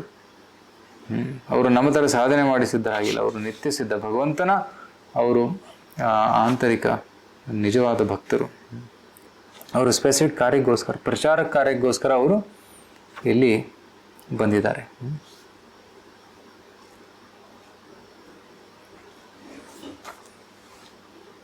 ವೈಯಾಸಕಿಷ್ಟ ಭಗವಾನ್ ವಾಸುದೇವ ಪರಾಯಣ ಉರುಗಾಯ ಗುಣೋದಾರಾ ಸತಾಂ ಸ್ವತಾಂ ಸ್ಯೂರ್ಹಿ ಸಮಾಗಮೇ. ಇಲ್ಲಿ ಹೇಳ್ತಾರೆ, ವೈಯಾಸಕಿ ಅಂದರೆ ಶುಕದೇವ ಗೋಸ್ವಾಮಿಗಳು ಭಗವತ್ಪರಾಯಣರಾಗಿದ್ದರು, ಭಗವಂತನ ಭಕ್ತರು. ವೈಯಾಸಕಿ ಚ ಅಂದರೆ ಪರೀಕ್ಷಿತ. ಸೊ ಶುಕದೇವ ಗೋಸ್ವಾಮಿ ಮತ್ತು ಪರೀಕ್ಷಿತ್ ಮಹಾರಾಜ್ ಇಬ್ಬರು ಭಗವಂತನ ವಾಸುದೇವ ಪರಾಯಣ. ಉರುಗಾಯ ಗುಣೋದಾರ, ಉರುಗಾಯ ಅಂದರೆ ಕೃಷ್ಣನ ಗುಣವನ್ನು ಅಲ್ಲಿ ಚರ್ಚೆ ಮಾಡಿರ್ತಾರೆ. ಸತಾಂ ಸ್ಯೂಹಿ ಸಮಾಗಮೆ, ಅಲ್ಲಿ ಭಗವಂತನ ಸಂಬಂಧಿತ ಚರ್ಚೆ ಆಗಿತ್ತು, ಅದನ್ನು ಕೇಳಬೇಕು ಅಂತ ಇಚ್ಛೆ ಆಗ್ತದೆ ಅಂತ ಹೇಳ್ತಾರೆ. ಇಬ್ಬರು ಶುದ್ಧ ಭಕ್ತರು ಸೇರಿದರೆ ಏನು ಮಾಡ್ತಾರೆ? ಭಗವತ್ ಚರ್ಚೆನೇ ಮಾಡ್ತಾರೆ. ಹೇಗೆ ಲೌಕಿಕ ಉದಾಹರಣೆ, ಹೇಗೆ ಇಬ್ಬರು ಕುಡುಕರು ಸೇರಿದ್ರೆ ಏನು ಮಾಡ್ತಾರೆ? ಕುಡಿತಾರೆ. ರೈಟ್. ಸೊ ಇಬ್ಬರು ಕ್ರಿಕೆಟರ್ಸ್ ಸೇರಿದ್ರೆ ಏನು ಮಾಡ್ತಾರೆ? ಕ್ರಿಕೆಟ್ ಆಡ್ತಾರೆ. ಅದೇ ರೀತಿ ಇಬ್ಬರು ಶುದ್ಧ ಭಕ್ತರು ಒಟ್ಟಿಗೆ ಸೇರಿದಾಗ ಏನು ಮಾಡ್ತಾರೆ? ಕೃಷ್ಣ ಕಥೆ ಮಚ್ಚಿತ್ತ ಮದ್ಗತ ಪ್ರಾಣ ಬೋಧಯಂತಹ ಪರಸ್ಪರಂ ಕಥೆಯಂತಶ್ಚ ಮಾಂ ನಿತ್ಯಂ ತುಷ್ಯಂತಿ ಚ ರಮಂತಿ ಚ. ಭಗವದ್ಗೀತೆ 10ನೇ ಅಧ್ಯಾಯದಲ್ಲಿ ಹೇಳ್ತಾರೆ, ಮಚ್ಚಿತ್ತ ಮದ್ಗತ ಪ್ರಾಣ, ನನ್ನ ಭಕ್ತರು, ನನ್ನನ್ನು ಪ್ರಾಣ ಅಂತ ತಿಳ್ಕೊಂಡಿರೋ ಭಕ್ತರು, ಬೋಧೆಯಂತಹ ಪರಸ್ಪರಂ, ಪರಸ್ಪರ ಕೃಷ್ಣ ಕಥೆಯನ್ನು ಮಾಡ್ತಾರೆ. ಕಥೆಯಂತಷ್ಟ ಮಾಂ ನಿತ್ಯಂ, ನನ್ನ ಕಥೆಯನ್ನು ಕೇಳುವುದರಲ್ಲಿ ಅವರು ತುಷ್ಯಂತಿ ಸಂತುಷ್ಟರಾಗಿರ್ತಾರೆ, ರಮಂತಿಚ ಮತ್ತು ಆನಂದವನ್ನು ಅನುಭವಿಸ್ತಾರೆ. ಸೊ ಇಲ್ಲಿ ಕೂಡ ಅಂತ ಒಂದು ಕೃಷ್ಣ ಕಥೆ ನಡೆದಿರುತ್ತೆ, ಅದ್ರ ಬಗ್ಗೆ ಕೇಳಬೇಕು ಅಂತ ಇಚ್ಛೆ ಆಗ್ತಾ ಇದೆ ಅಂತ ಇಲ್ಲಿ ವ್ಯಕ್ತಪಡಿಸ್ತಾರೆ. ಆಯುರ್ಹರತಿ ವೈಪುಂಸಾಂ ಉದ್ಯನಸ್ತಂಚೇನ್ನಸೌ ತಸ್ಯ ಋತೆ ಯತ್ ಕ್ಷಣೋನೀತ ಉತ್ತಮ ಶ್ಲೋಕವಾರ್ತೆಯ. ಸುಂದರವಾದ ಶ್ಲೋಕ. ಸಮಯದ ಅತ್ಯುತ್ತಮ ಉಪಯುಕ್ತತೆ. ಸಾಮಾನ್ಯ ಜನರ ವಯಸ್ಸು ಕ್ಷೀಣಿಸ್ತಾ ಹೋಗುತ್ತೆ. ಪ್ರತಿಯೊಂದು ಸೂರ್ಯೋದಯ ಸೂರ್ಯಾಸ್ತ ಆಗೋದ್ರಿಂದ ವಯಸ್ಸು ಕಮ್ಮಿ ಆಗುತ್ತೆ, ಆಯುಷ್ಯ ಕಮ್ಮಿ ಆಗುತ್ತೆ. ಒಂದು ಸೂರ್ಯಾಸ್ತ ಆದಾಗ ಒಂದು ದಿನ ಹೋಯ್ತು. ಈ ಕ್ಯಾಲೆಂಡ್ರಲ್ಲಿ ಇರ್ತಾರೆ 365 ಡೇಸ್, ಒಂದೊಂದು ಎಲೆಯನ್ನು ಹರಿತಾ ಹೋಗೋದು. ಸೊ ಈ ರೀತಿ ಒಂದೊಂದು ಎಲೆ ಹರಿತಾ ಹೋದಾಗ ನಮ್ಮ ಜೀವನ ನಾಶವಾಗ್ತಾ ಇದೆ, ಕಡಿಮೆ ಆಗ್ತಾ ಇದೆ. ಸಾಮಾನ್ಯ ಜನರ ಆಯುಷ್ಯ ಕಮ್ಮಿ ಆಗುತ್ತೆ, ಆದರೆ ಶುದ್ಧ ಭಕ್ತರ ಭಗವದ್ಭಕ್ತರ ಆಯುಷ್ಯ ಕಮ್ಮಿ ಆಗುತ್ತಿಲ್ಲ, ಅವರಿಗೆ ಶಾಶ್ವತವಾದ ಒಂದು ಸ್ಥಾನ ಸಿಗುತ್ತೆ. ಆಯುರ್ಹರತಿ ವೈಪುಂಸಾಂ ಉದ್ಯನ್ ಸೂರ್ಯೋದಯ ಅಸ್ತನ್ ಸೂರ್ಯಾಸ್ತ ಚ ಎನ್ನಸೋ ತಸ್ಯ ರಿತೆ. ಹೊರತಾಗಿ ಯಾರ ಹೊರತಾಗಿ? ಯತ್ ಕ್ಷಣೋನೀತ ಉತ್ತಮ ಶ್ಲೋಕ ವಾರ್ತೆ. ಯಾರು ಭಗವಂತನ ಗುಣಗಳನ್ನು ಕೃಷ್ಣ ಕಥೆಯನ್ನು ಕೇಳುವುದರಲ್ಲಿ ಅವರು ತೊಡಗಿದಾರೋ ಅವರ ಹೊರತಾಗಿ ಎಲ್ಲರ ಆಯುಷ್ಯ ಕ್ಷೀಣವಾಗುತ್ತೆ ಅಂತ ಇಲ್ಲಿ ಹೇಳ್ತಾ ಇದ್ದಾರೆ. ತುಂಬ ಸುಂದರವಾದ ಶ್ಲೋಕ. ಇಲ್ಲಿ ಸಮಯದ ಪ್ರಭಾವ ಇಂಗ್ಲೀಷಲ್ಲಿ ಒಂದು ಇದೆ, time and tide waits for none. ಸಮಯ ಮತ್ತು ಸಮುದ್ರದ ಅಲೆಗಳು ಯಾರಿಗೋಸ್ಕರನೂ ವೇಟ್ ಮಾಡೋದಿಲ್ಲ, ಮತ್ತು ತನ್ನ ಪಾಡಿತ ಹರ್ಕೊಂಡು ಹೋಗುತ್ತೆ, ರೈಟ್, ಹೋಗ್ತಾನೆ ಇರುತ್ತೆ. ನಾವು ಅದನ್ನು ತಡೆಯೋದಕ್ಕಾಗಲ್ಲ, ರೈಟ್. ನಾವು ವಯಸ್ಸಾಗ್ತಾ ಇದೆ, ನಮಗೆ ಬಿಳಿ ಕೂದಲು ಬರುತ್ತೆ, ಹಲ್ಲು ಉದುರು ಹೋಗುತ್ತೆ, ಯಾರಿಂದಾರು ನಿಲ್ಸೋಕ್ಕಾಗುತ್ತೆ? ಆಗೋದಿಲ್ಲ. ಸಮಯದ ಪ್ರಭಾವ ಇದೆ. ಆದರೆ ನಾವು ಈ ಸಮಯವನ್ನು ಕೃಷ್ಣ ಕಥಾ ಕೇಳುವುದರಲ್ಲಿ ತೊಡಗಿಸಿದರೆ ಕೃಷ್ಣ ನಮಗೆ ಶಾಶ್ವತವಾದ ಜಗತ್ತನ್ನು ಕೊಡ್ತಾನೆ, ಶಾಶ್ವತವಾದ ಸ್ಥಾನವನ್ನು ಒದಗಿಸಿ ಕೊಡ್ತಾರೆ. ಆ ಶಾಶ್ವತ ಸ್ಥಾನ ಯಾವುದು? ಕೃಷ್ಣ ಲೋಕ. ಕೃಷ್ಣ ಲೋಕದಲ್ಲಿ ಒಂದು ಸ್ಥಾನವನ್ನು ಕೊಡ್ತಾರೆ. ಸೊ ಉತ್ತಮ ಶ್ಲೋಕ ವಾರ್ತೆಯ, ಕೃಷ್ಣ ಕಥೆಯನ್ನು ಕೇಳುವುದರಲ್ಲಿ ಅವರು ತೊಡಗಿರ್ತಾರೆ ಅಂತ. ಸೊ ಅದಕ್ಕೆ ನಮ್ಮ ಸಮಯವನ್ನು ನಾವು ಅತಿ ಕೇರ್ಫುಲ್ ಆಗಿ ನಾವು ಉಪಯೋಗಿಸ್ಬೇಕು ಅಂತ ಇಲ್ಲಿ ಹೇಳ್ತಾರೆ. ಹೇಗೆ ಯಾರಾದರೂ ಬಿಸ್ನೆಸ್ ಮ್ಯಾನ್ ಇದ್ದರೆ ತಮ್ಮ ದುಡ್ಡನ್ನು ತುಂಬ ಆಲೋಚನೆ ಮಾಡಿ ಒಂದು ಕಡೆ ಅವರು ಇಡ್ತಾರೆ, ತೊಡಗಿಸ್ತಾರೆ, ಇಲ್ಲಾಂದ್ರೆ ಅದು ವ್ಯರ್ಥ ಆಗ್ಬೋದು, ಲಾಸ್ ಆಗ್ಬೋದು. ಅದೇ ರೀತಿ ನಮ್ಮ ಸಮಯ ಕೂಡ ನಾವು ಅತ್ಯಂತ ಸಚೇತರಾಗಿ ಅಟೆಂಟಿವ್ ಆಗಿ ನಾವು ತೊಡಗಿಸ್ಬೇಕು. ಅದೇ ರೀತಿ ದಾನ ಕೊಡೋದರಲ್ಲಿ ಕೂಡ ನಾವು ತುಂಬ ಯೋಚನೆ ಮಾಡಿ ದಾನ ಕೊಡಬೇಕು. ಇಲ್ಲಿ ಪ್ರಭುಪಾದರ ತತ್ವದಲ್ಲಿ ಬರೀತಾರೆ, ಸಪೋಸ್ ಯಾರಾದರೂ ದಾನವನ್ನು ಕೊಟ್ಟರೆ, ಯಾರಾದರೂ ಒಬ್ಬ ಸಾಮಾನ್ಯ ವ್ಯಕ್ತಿಗೆ ದಾನವನ್ನು ಕೊಟ್ಟರೆ ಮುಂದಿನ ಜನ್ಮದಲ್ಲಿ ಎಷ್ಟು ಕೊಟ್ಟಿದ್ರೂ ಅಷ್ಟು ಬರುತ್ತೆ, ಕೊಟ್ಟಷ್ಟು ವಾಪಸ್ ಬರುತ್ತೆ. ಕೊಟ್ಟವ್ರಿಗೆ ಎಂದೂ ಹಾನಿ ಆಗೋದಿಲ್ಲ, ಎಷ್ಟು ಕೊಡ್ತೀರೋ ಅಷ್ಟು ವಾಪಸ್ ಬರುತ್ತೆ. ಯಾರಾದರೂ ಒಬ್ಬ ಬ್ರಾಹ್ಮಣನಿಗೆ ದಾನವನ್ನು ಕೊಟ್ಟರೆ ಮುಂದಿನ ಜನ್ಮದಲ್ಲಿ ಅವನಿಗೆ 100 ಪಟ್ಟು ರಿಟರ್ನ್ ಬರುತ್ತಂತೆ. ಆದರೆ ಯಾರಾದರೂ ವೇದ ಪಾರಗ, ವೇದಗಳ ಮರ್ಮವನ್ನು ತಿಳಿದಂತಹ ಭಕ್ತರಿಗೆ ದಾನವನ್ನು ಕೊಟ್ಟರೆ ಅದು 1000 ಪಟ್ಟು ಮಲ್ಟಿಪ್ಲೈ ಆಗಿ ಬರುತ್ತಂತೆ, ರೈಟ್. ಅದನ್ನು ಇಲ್ಲಿ ಹೇಳ್ತಾ ಇದ್ದಾರೆ. 100s and 1000s ಲಕ್ಷ ಪಟ್ಟು ಅದು ಆಗಿ ರಿಟರ್ನ್ ಆಗಿ ಬರುತ್ತೆ. ಅದಕ್ಕೆ ಭಗವಂತನಿಗೆ ಕೊಟ್ಟಂತಹ ಒಂದು ದಾನ ಏನಿದೆಯಲ್ಲ ಅದು ರಿಟರ್ನ್ ಆಗಿ ಅನ್ಲಿಮಿಟೆಡ್ ಆಗಿ ಬರುತ್ತೆ. ಅದೇ ರೀತಿ ಭಗವಂತನಿಗೆ ನಾವು ಸ್ವಲ್ಪ ಸಮಯವನ್ನು ಕೊಡಿ. ಆ ಸ್ವಲ್ಪ ಸಮಯ ಕೊಟ್ಟಾಗ ನಿಮಗೆ ಶಾಶ್ವತ ಸಮಯ, ಅಂದರೆ ಶಾಶ್ವತ ಲೋಕ ಜಗತ್ತು ನಿಮಗೆ ಸಿಗುತ್ತೆ. ಅದೇ ಪ್ರಭುಪಾದರಲ್ಲಿ ಹೇಳ್ತಾ ಇದ್ದಾರೆ, ಇದು ರಿಯಲ್ ಬಿಸ್ನೆಸ್. ರಿಯಲ್ ಬಿಸ್ನೆಸ್ ಅಂದರೆ ಏನು? ಭಕ್ತಿಯಲ್ಲಿ ತೊಡಗಬೇಕು. ಭಕ್ತಿಯಲ್ಲಿ ತೊಡಗಿದಾಗ ಅದು ನಿಜವಾದ ಒಂದು ಗುಡ್ ಇನ್ವೆಸ್ಟ್ಮೆಂಟ್ ಆಫ್ ಟೈಮ್ ಅಂತ ಹೇಳ್ಬೋದು. ರೈಟ್. ಇನ್ವೆಸ್ಟ್ಮೆಂಟ್ ಅಂದರೆ ಅದು ತೊಡಗಿಸೋದು, ರೈಟ್. ಸೊ ಈ ರೀತಿ 17ನೇ ಶ್ಲೋಕವನ್ನು ನಾವು ಈಗ ಚರ್ಚೆ ಮಾಡಿದ್ವಿ. ಈಗ 18 ಮತ್ತು 19 ಶ್ಲೋಕಗಳಲ್ಲಿ ಈ ಶ್ಲೋಕಗಳಿಂದ 25ನೇ ಶ್ಲೋಕದವರೆಗೆ ಭೌತಿಕ ಕೃಷ್ಣ ಕಥಾ ಕೇಳುವ ಇಚ್ಛೆ ಇಲ್ಲದವರೋ ವ್ಯಕ್ತಿಯ ಒಂದು ವರ್ಣನೆ ಇದೆ. ಕೃಷ್ಣ ಕಥಾ ಕೇಳುವ ಆಸೆ ಯಾರಿಗಿಲ್ವೋ, ರುಚಿ ಯಾರಿಗಿಲ್ವೋ ಅವರ ವರ್ಣನೆ ಇದೆ. ಅವರಿಗೆ ಪಶುಗಳಿಗೆ ಹೋಲಿಸಿದ್ದಾರೆ. ತರವಹ ಕಿಂ ನ ಜೀವಂತಿ, ತರವಹ ಕಿಂ ನ ಜೀವಂತಿ, ಭಸ್ತ್ರ ಕಿಂ ನ ಶ್ವಸಂತುತ, ನ ಖಾದಂತಿ ನ ಮೇಹಂತಿ, ಕಿಂ ಗ್ರಾಮೇ ಪಶವೋ ಪರೇ. ತರುಗಳು ಉಸಿರಾಡ್ತಾ ಇದ್ದಾವೆ. ತರವ ಕಿಂ ನ, ತರುಗಳು ಅಂದರೆ ಗಿಡಗಳು ಅವರು ಜೀವಿತವಾಗಿದ್ದಾವೆ. ಗಿಡಗಳಿಗೂ ಪ್ರಾಣ ಇದೆ, ಆದರೆ ಗಿಡಗಳು 100 ವರ್ಷ 1000 ವರ್ಷ ಬಾಳ್ತವೆ. ಕೆಲವೊಂದು ವೃಕ್ಷಗಳು 100,000 ವರ್ಷಗಳು, ಅಮೆರಿಕದಲ್ಲಿ ಕೆಲವೊಂದು ವೃಕ್ಷಗಳಿದೆ ಅದು 3,000 ವರ್ಷಗಳ ಅದರ ವಯಸ್ಸು. ಆದರೆ ಈ ಶ್ಲೋಕದಲ್ಲಿ ಪ್ರಶ್ನೆ ಮಾಡ್ತಾರೆ, ಏನು ಲಾಭ? 1000 ವರ್ಷ ಬಾಳಿ ಕೂಡ ಏನು ಲಾಭ? ಒಂದೇ ಕಡೆ ನಿಂತಿದ್ದಾರೆ, ಹಿಂಗೆ ನಿಂತಿದ್ದಾರೆ, ಏನು ಮಾಡೋಕ್ಕಾಗಲ್ಲ, ಒಂದು ಹೆಜ್ಜೆ ಇಡೋಕ್ಕಾಗಲ್ಲ. ಸೊ ದೀರ್ಘ ಆಯುಷ್ಯಕ್ಕಿಂತ ಅಲ್ಪ ಆಯುಷ್ಯದಲ್ಲಿ ಭಕ್ತಿ ಮಾಡೋದು ಒಳ್ಳೆಯದು ಅಂತ ಹೇಳ್ತಾರೆ. ಶಂಕರಾಚಾರ್ಯರು ಕೇವಲ 32 ವರ್ಷ ಅವರು ಬಾಳಿದ್ರು. ಚೈತನ್ಯ ಮಹಾಪ್ರಭುಗಳು ಕೇವಲ 48 ವರ್ಷ ಇದ್ದರು. ವೃಕ್ಷಕ್ಕೆ ಹೋಲಿಸಿದರೆ ಇದು ತುಂಬ ಕಡಿಮೆ ಜೀವಾವಧಿ. ಆದರೆ ಈ ಜೀವಿತಾವಧಿಯಲ್ಲಿ ಅವರು ಎಷ್ಟೊಂದು ಸೇವೆ ಮಾಡಿದ್ರು, ಎಷ್ಟೊಂದು ಅವರ ಇನ್ಫ್ಲುಯೆನ್ಸ್ ಮಾಡಿದರು. ರೈಟ್.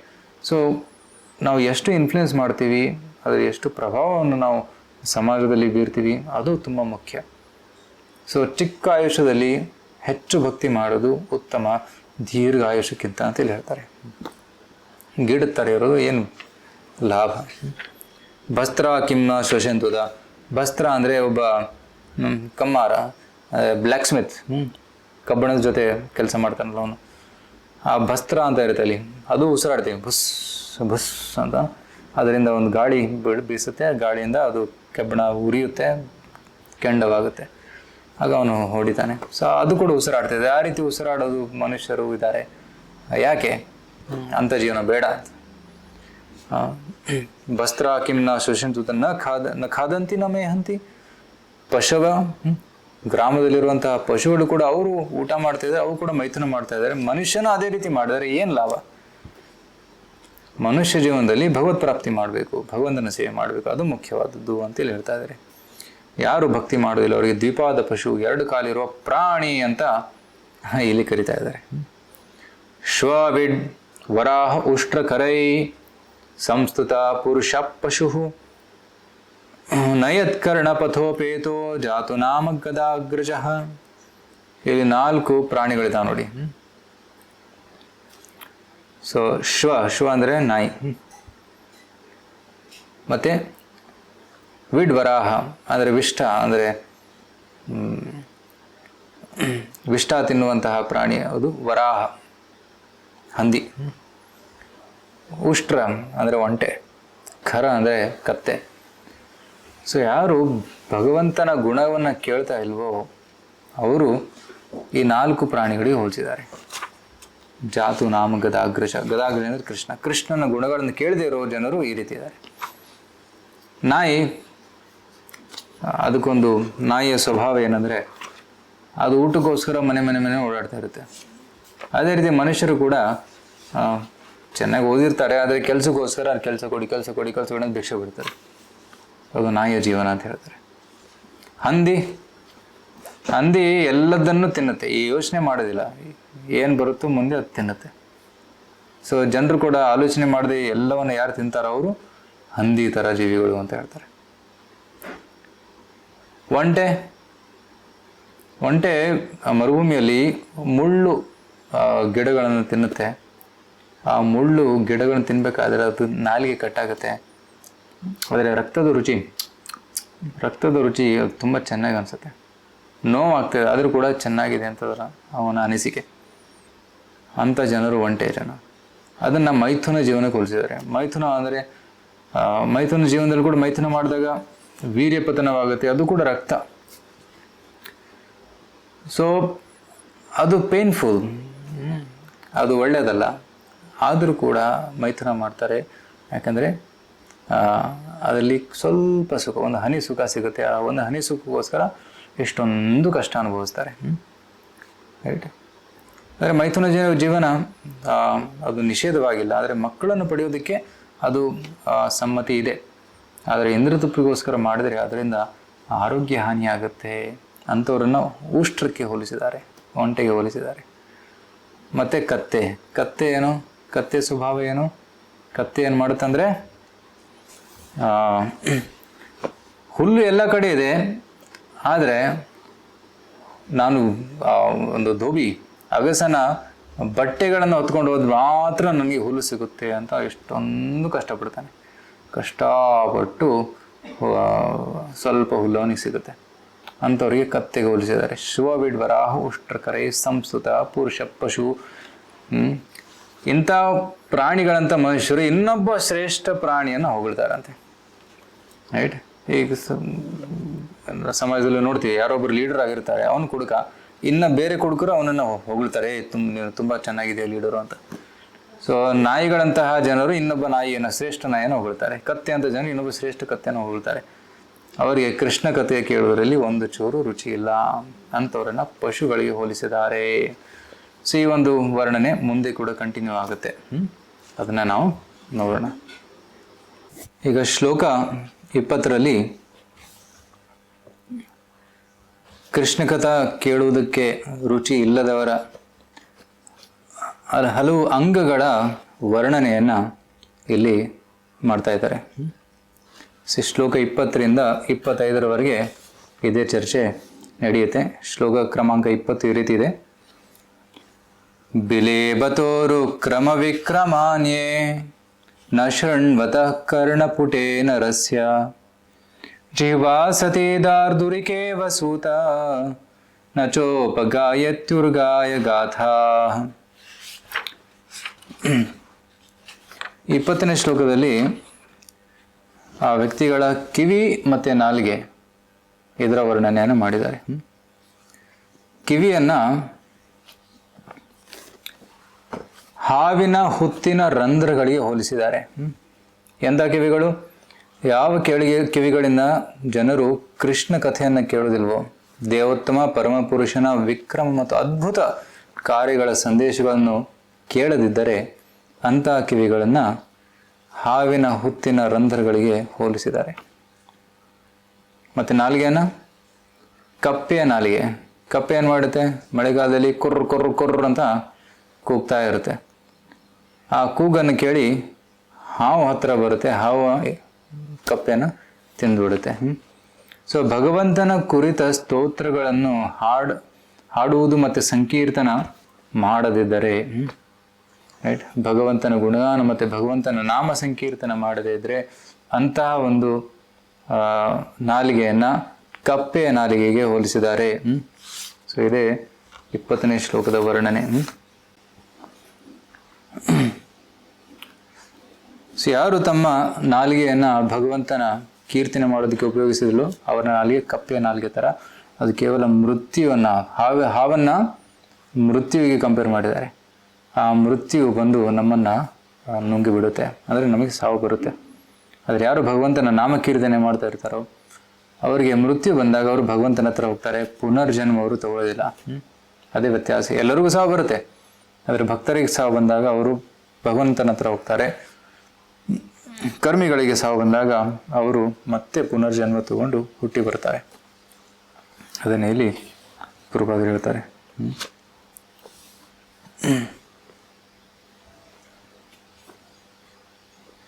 ಮುಂದಿನ ಶ್ಲೋಕ ಈ ರೀತಿ ಇದೆ. ಭಾರಪರಂ ಪಟ್ಟ ಕಿರೀಟ ಜುಷ್ಟಂ ಅಪ್ಯುತ್ತಮಾಂಗಂ ನನಮೇನ್ ಮುಕುಂದಂ ಶಾವೌ ಕರೌನೋ ಕುರುತೆ ಸಪರ್ಯಾಂ ಹರಿರ್ಲಸತ್ ಕಾಂಚನ ಕಂಕಣವಾಹ.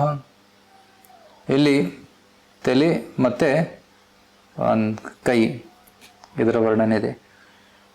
ಯಾರು ತಮ್ಮ ತಲೆಯನ್ನು ಭಗವಂತನಿಗೆ ನಮಿಸುವುದಿಲ್ವೋ, ತಲೆಯಿಂದ ಯಾರು ಭಗವಂತನಿಗೆ ನಮಸ್ಕಾರ ಮಾಡೋದಿಲ್ವೋ, ಆ ತಲೆ ಒಂದು ಕಿರೀಟ ಪಟ್ಟ, ಒಳ್ಳೆ ಕಿರೀಟವನ್ನು ಧರಿಸಿದ್ರೆ ಅಥವಾ ಸಿಲ್ಕ್ ರೇಷ್ಮೆ ಒಂದು ಪಗಡಿಯನ್ನು ಧರಿಸಿದ್ರು ಕೂಡ ಅಂಥ ತಲೆಗೆ ಅದು ಒಂದು ಭಾರ ಥರ.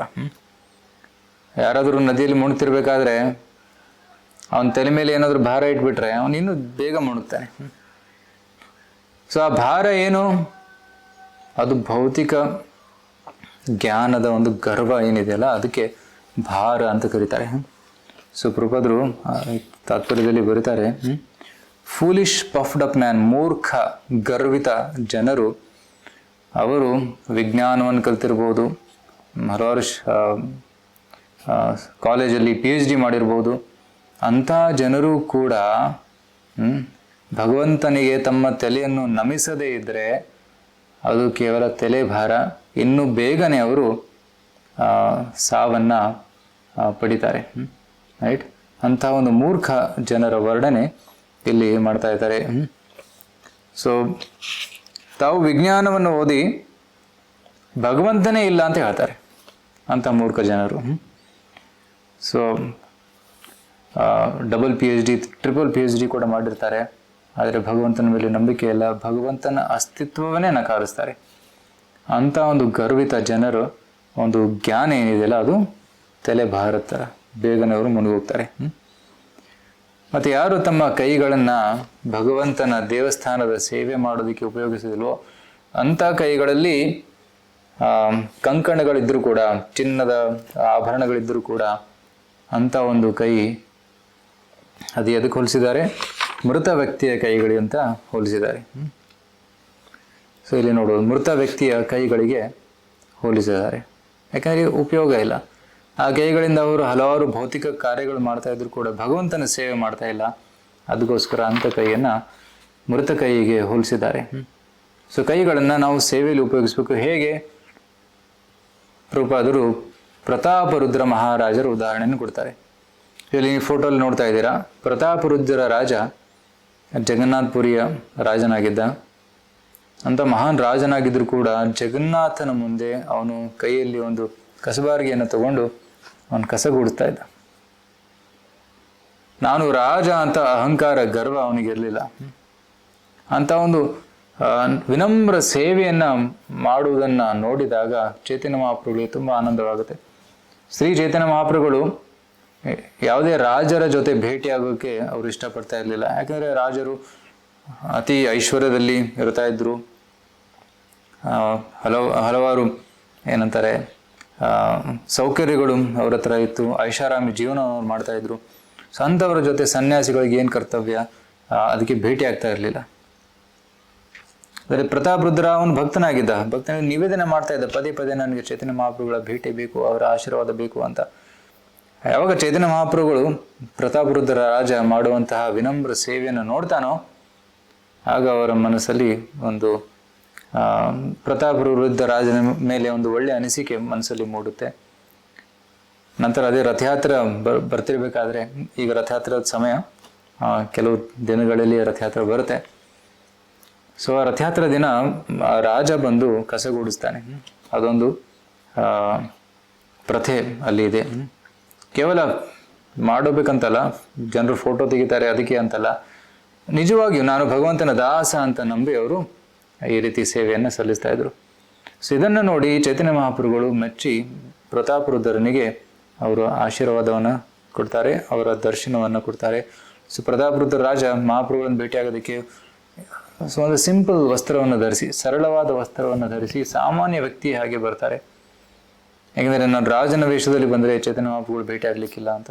ಸೊ ಚೈತನ್ಯ ಮಹಾಪ್ರಭುಗಳು ರಥಯಾತ್ರೆ ನಡಿಬೇಕಾದಾಗ ಮಧ್ಯದಲ್ಲಿ ರಥ ಒಂದು ಕಡೆ ನಿಲ್ಲುತ್ತೆ. ಆಗ ವಿಶ್ರಾಂತಿ ತಗೊಳ್ಳೋದಕ್ಕೆ ಚೈತನ್ಯ ಮಹಾಪ್ರಭು ಒಂದು ಗಾರ್ಡನ್ನಲ್ಲಿ ಹೋಗ್ತಾರೆ.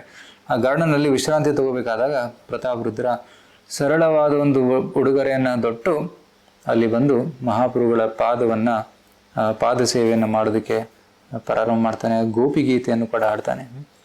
ಆ ಗೋಪಿಗೀತೆ ಹಾಡ್ತಿರ್ಬೇಕಾದ್ರೆ ಚೈತನ್ಯ ಮಹಾಪ್ರಭುಗಳಿಗೆ ಅತ್ಯಂತ ಆನಂದವಾಗುತ್ತೆ. ತವ ಕಥಾಮೃತಂ ತಪ್ತ ಜೀವನಂ ಕವಿಭಿರೀಡಿತಂ ಕಲ್ಮಷಾಪಹಂ ಶ್ರವಣಮಂಗಲಂ ಶ್ರೀಮದಾತತಂ ಭುವಿ ಗೃಣಂತಿಯೇ ಭೂರಿದಾ ಜನ. ಸೊ ಇಲ್ಲಿ ನೋಡ್ತಾ ಇದ್ದಾರೆ ಫೋಟೋದಲ್ಲಿ ಚೈತನ್ಯ ಮಹಾಪ್ರಭುಗಳ ಪಾದ ಸೇವೆಯನ್ನು ಮಾಡ್ತಾ ಇರಬೇಕಾದ್ರೆ, ಗೋಪಿಗೀತೆಯನ್ನು ಹಾಡ್ತಿರ್ಬೇಕಾದ್ರೆ ಚೈತನ್ಯ ಆನಂದವಾಗುತ್ತೆ. ಭೂರಿದ ಅಂತ ಎದ್ದು ಬಿಡ್ತಾರೆ. ಎದ್ದು ಯಾರವರು ಹಾಡ್ತಾ ಇರೋರು ಅಂತ ನೋಡಿ ಅವರಿಗೆ ಆಲಿಂಗನವನ್ನು ಮಾಡ್ತಾರೆ. ಸೊ ಈ ರೀತಿ ಪ್ರತಾಪರುದ್ರ ರಾಜನಿಗೆ ತಮ್ಮ ಅನುಗ್ರಹವನ್ನು ಕೊಡ್ತಾರೆ ಆ ರುದ್ರನ ಸೇವೆಯನ್ನು ನೋಡಿದ ಮೇಲೆ. ಸೊ ಅದಕ್ಕೆ ನಾವು ಕೂಡ ನಮ್ಮ ಕೈಗಳಿಂದ ಭಗವಂತನ ಸೇವೆಯನ್ನು ಮಾಡಬೇಕು. 22ನೇ ಶ್ಲೋಕದಲ್ಲಿ ಕಣ್ಣುಗಳು ಮತ್ತೆ ಪಾದಗಳ ವರ್ಣನೆ ಇದೆ. ಬರ್ಹಾಯತೆ ನಯನೆ ನರಾಣಾಂ ಬರ್ಹಾಯತೆ ತೇ ನಯನೆ ನರಾಣಾಂ ಲಿಂಗಾನಿ ವಿಷ್ಣು ನ ನಿರೀಕ್ಷತೋ ಯೇ ಪಾದೋ ನೃಣಾಂ ತೋ ಧ್ರುಮಜನ್ಮ ಭಾಜೋ ಕ್ಷೇತ್ರಾಣಿ ನಾನು ವ್ರಜತೋ ಹರೇರ್ಯೋ. ಬರ್ಹಾಯತೆ ಅಂದರೆ ನವಿಲಿನ ಗೆರೆ. ಕಣ್ಣುಗಳನ್ನು ನವಿಲಿನ ಗರಿಗಳ ಮೇಲಿರೋ ಕಣ್ಣುಗಳಂತೆ ಹೋಲಿಸಿದ್ದಾರೆ. ಬರ್ಹಾಯತೆ ತೇ ನಯನೆ ನರಾಣಾಂ ಲಿಂಗಾನಿ ವಿಷ್ಣು ನ ನಿರೀಕ್ಷಿತೋಯೆ. ಭಗವಂತನ ರೂಪಗಳನ್ನು, ಶ್ರೀ ವಿಗ್ರಹದ ಸೌಂದರ್ಯವನ್ನು ನೋಡದೇ ಇರುವಂತಹ ನಯನಗಳಿಗೆ ನವಿಲಿನ ಗೆರೆ ಮೇಲಿರುವಂತಹ ಕಣ್ಣಿಗೆ ಹೋಲಿಸಿದ್ದಾರೆ. ಆ ನವಿಲಿನ ಗೆರೆಯ ಮೇಲಿರುವಂತಹ ಕಣ್ಣುಗಳು ನೋಡೋದಿಲ್ಲ, ಚಿತ್ರ ಮಾತ್ರ, ಅದಕ್ಕೆ ಕಣ್ಣು ಕಾಣಿಸೋದಿಲ್ಲ, ಅಂಥ ಕಣ್ಣಿಗೆ ಹೋಲಿಸಿದ್ದಾರೆ.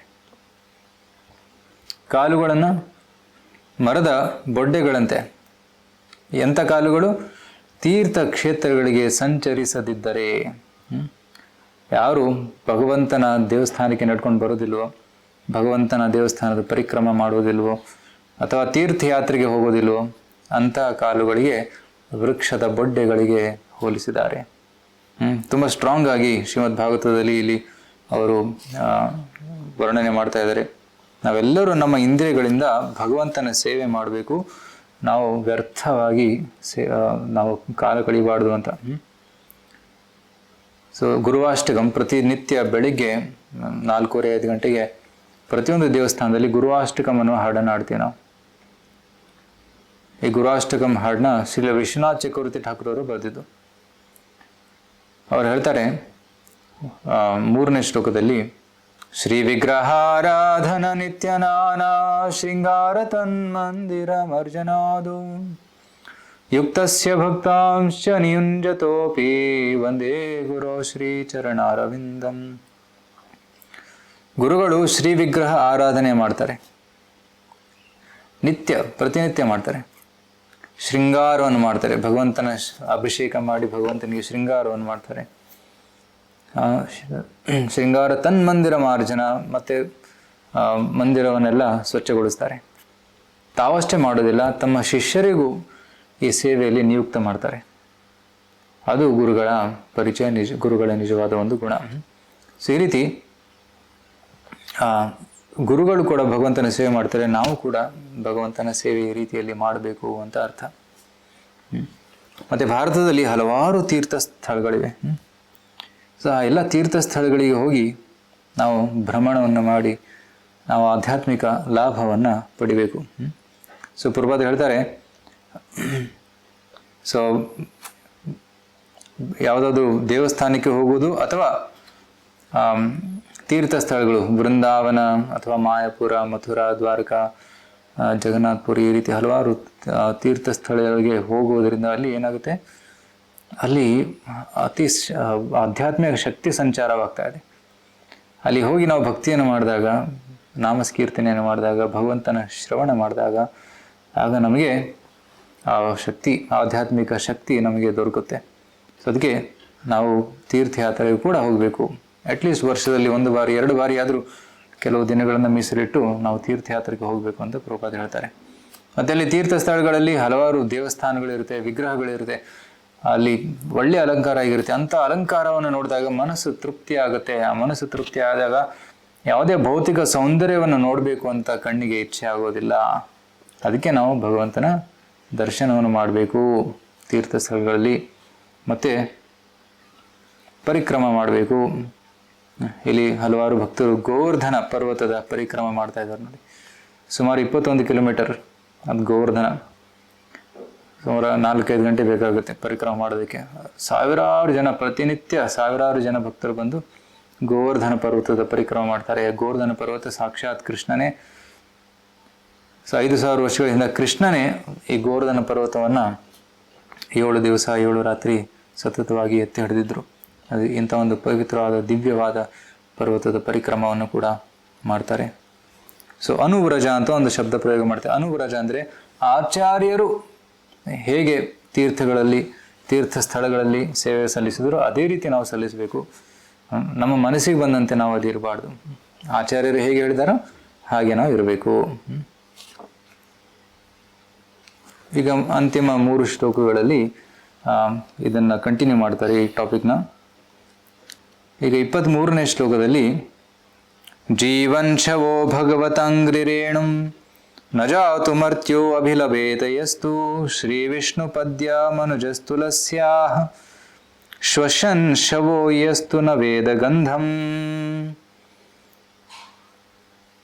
ಒಬ್ಬ ವ್ಯಕ್ತಿಯ ಜೀವನವನ್ನು ಶವಕ್ಕೆ ಹೋಲಿಸಿದ. ಜೀವನ್ ಶವೋ, ಜೀವಂತವಾಗಿದ್ದರೂ ಕೂಡ ಅವನು ಶವದ ಥರ, ಮೃತ ವ್ಯಕ್ತಿಯ ಥರ. ಯಾಕೆ? ಭಗವತಾಂಗ್ರಿ ರೇಣುಂ ನ ಜಾತು ಮರ್ತ್ಯ, ಭಗವಂತನ ಅಥವಾ ಭಗವಂತನ ಭಕ್ತರ ಪಾದ ಧೂಳಿ ಅವರಿಗೆ ಸಿಕ್ಕಿಲ್ಲ. ರೈಟ್? ನ ಜೀವನ್ ಶವೋ ಭಾಗವತಾಂಗ್ರಿ ರೇಣುಂ, ಭಗವಂತನ ಭಕ್ತರ ಪಾದ ಧೂಳಿ ಅವರಿಗೆ ಸಿಕ್ಕದೇ ಇದ್ದ ಕಾರಣ ಅವರು ಜೀವಂತವಾಗಿದ್ದು ಶವತ್ತರ. ಆ್ಯಕ್ಚುಲಿ ಇದು ಜೀವನದ ಒಂದು ಮುಖ್ಯ ಉದ್ದೇಶ. ಭಗವಂತನ ಭಕ್ತರ ಚರಣ ಪಾದ ಧೂಳಿಯನ್ನು ನಾವು ಪ್ರಾಪ್ತ ಮಾಡಬೇಕು. ಅದಕ್ಕೆ ಕೆಲವರು ತುಂಬ ಶೋ ಮಾಡ್ತಾರೆ, ಬಂದು ಕಾಲು ಬೀಳ್ತಾರೆ, ಕಾಲು ಟಚ್ ಮಾಡ್ತಾರೆ. ಆದರೆ ನಿಜವಾಗ್ಲೂ ಭಾಗವತ ಅಂದರೆ ಭಕ್ತರ ಪಾದ ಧೂಳಿ ತಗೊಳ್ಳೋದಂದ್ರೆ ಏನು? ಭಕ್ತರು ಹೇಳಿದಂಥ ಆದೇಶಗಳನ್ನು ಪಾಲನೆ ಮಾಡುವುದು. ಅದು ನಿಜವಾದ ಭಗವಂತನ ಭಕ್ತರ ಪಾದ ಧೂಳಿಯನ್ನು ತಗೊಂಡ ಹಾಗೆ. ನಜಾತ ಮೃತ್ಯೋರ ವಿಲಭಯತೆಯಸ್ತು ಶ್ರೀ ವಿಷ್ಣು ಪದ್ಯ ಮನುಜಸ್ತುಲಸ್ಯ, ಭಗವಂತನ ಪಾದಕಮಲಗಳಿಗೆ ಅರ್ಪಿತವಾದಂಥ ತುಳಸಿ ಅದನ್ನು ಸೇವನೆ ಮಾಡದೇ ಇದ್ದರೆ ಶ್ವಶನ್ ಶವೋ ಯಸ್ತು ನ ವೇದ ಗಂಧಂ, ನ ವೇದ ಗಂಧಂ, ತುಳಸಿ ಗಂಧವನ್ನು ಸೇವಿಸದೇ ಇದ್ದರೆ ಅವನು ಉಸಿರಾಡ್ತಾ ಇದ್ರು ಶವದ ಥರ. ರೈಟ್? ಶ್ವಶನ್ ಶವೋ, ಉಸಿರಾಡ್ತಾ ಇದ್ರು ಅವನು ಶವದ ಥರ, ಇಲ್ಲಿ ಸತ್ತ ವ್ಯಕ್ತಿಯ ಥರ ಅಂತ ಹೇಳ್ತಾರೆ. ಸೊ ಅದಕ್ಕೆ ನಾವು ಭಗವಂತನ ಭಕ್ತರ ಸೇವೆ ಮತ್ತು ಭಗವಂತನ ತುಳಸಿ ಸೇವನೆಯನ್ನು ಕೂಡ ಮಾಡಬೇಕು.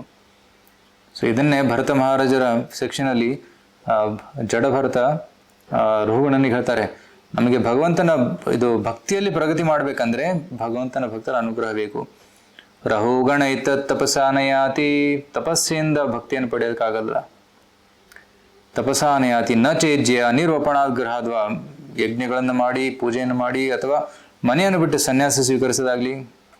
ರೈಟ್? ಸೊ ರಹುಗಣ ಇತ್ತ ತಪಸಾನಯಾತಿ ನ ಚೇಜ್ಯ ನಿರ್ವಪಣಾಗ್ರಹಾದ್ವಾ ನ ಛಂದಸ ನೈವ ಜಲಾಗ್ನಿ ಸೂರೈ, ವೇದಗಳನ್ನು ಓದಿ ಅಥವಾ ನೀರಿನಲ್ಲಿ ತಪಸ್ಸೆ ಮಾಡಿ, ಸೂರ್ಯನ ಬಿಸಿಲಲ್ಲಿ ತಪಸ್ಸು ಮಾಡಿ, ಅಗ್ನಿಯಲ್ಲಿ ತಪಸ್ಸು ಮಾಡಿ ಭಗವಂತನ ಭಕ್ತಿಯನ್ನು ಪಡೆಯೋಕ್ಕಾಗಲ್ಲ. ಕೇವಲ ವಿನಾ ಮಹತ್ಪಾದ ರಜೋಭಿಷೇಕಂ, ಮಹತ್ ಅಂದರೆ ಭಕ್ತರು, ಮಹಾನ್ ಭಕ್ತರ ಪಾದ ರಜೋಭಿಷೇಕಂ, ಆಗ ಮಾತ್ರ ನಮಗೆ ಭಗವಂತನ ಭಕ್ತಿ ಸಿಗುತ್ತೆ ಅಂತ ಹೇಳ್ತಾರೆ. ಪ್ರಹ್ಲಾದ ಮಹಾರಾಜ್ ಕೂಡ ಹೇಳ್ತಾನೆ, ನೈಷಾ ಮತಿಸ್ತಾವದ್ ಉರುಕ್ರಮಾಂಗ್ರಿ ಸ್ಪೃಶತ್ ಅನರ್ಥ ಪಗಮೋ ಯದರ್ಥ. ಸೊ ನಾವು ನಮ್ಮ ಮತಿಯನ್ನು ಭಗವಂತನಲ್ಲಿ ಸ್ಥಿರವಾಗಿ ಇಡೋದಕ್ಕೆ ಸಾಧ್ಯವಿಲ್ಲ. ಎಲ್ಲಿವರೆಗೆ ಸಾಧ್ಯವಿಲ್ಲ?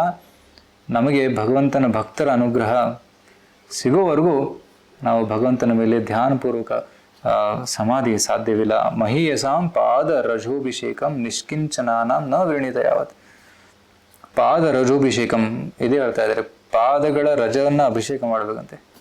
ಆಗ ಮಾತ್ರ ನಮಗೆ ಭಗವಂತನ ಭಕ್ತಿ ಸಿಗೋದಿಕ್ಕೆ ಸಾಧ್ಯ. ಈಗ ಮುಂದಿನ ಶ್ಲೋಕದಲ್ಲಿ ಹೇಳ್ತಾರೆ, ತದಶ್ಮಸಾರಂ ಹೃದಯಂ ಬತೇದಂ ಯದ್ಗೃಹ್ಯಮಾಣೈರ್ ಹರಿನಾಮಧೇಯೈಃ ನ ವಿಕ್ರಿಯೇತಾತ ಯದಾ ವಿಕಾರೋ ನೇತ್ರೇ ಜಲಂ ಕಾತೃರುಹೇಶು ಹರ್ಷಃ. ಹೃದಯವನ್ನ ಅಶ್ಮಸಾರಂ, ಒಂದು ಸ್ಟೀಲ್ ಅಥವಾ ಕಲ್ಲಿಗೆ ಹೋಲಿಸಿದ್ದಾರೆ. ಎಂಥ ಹೃದಯ?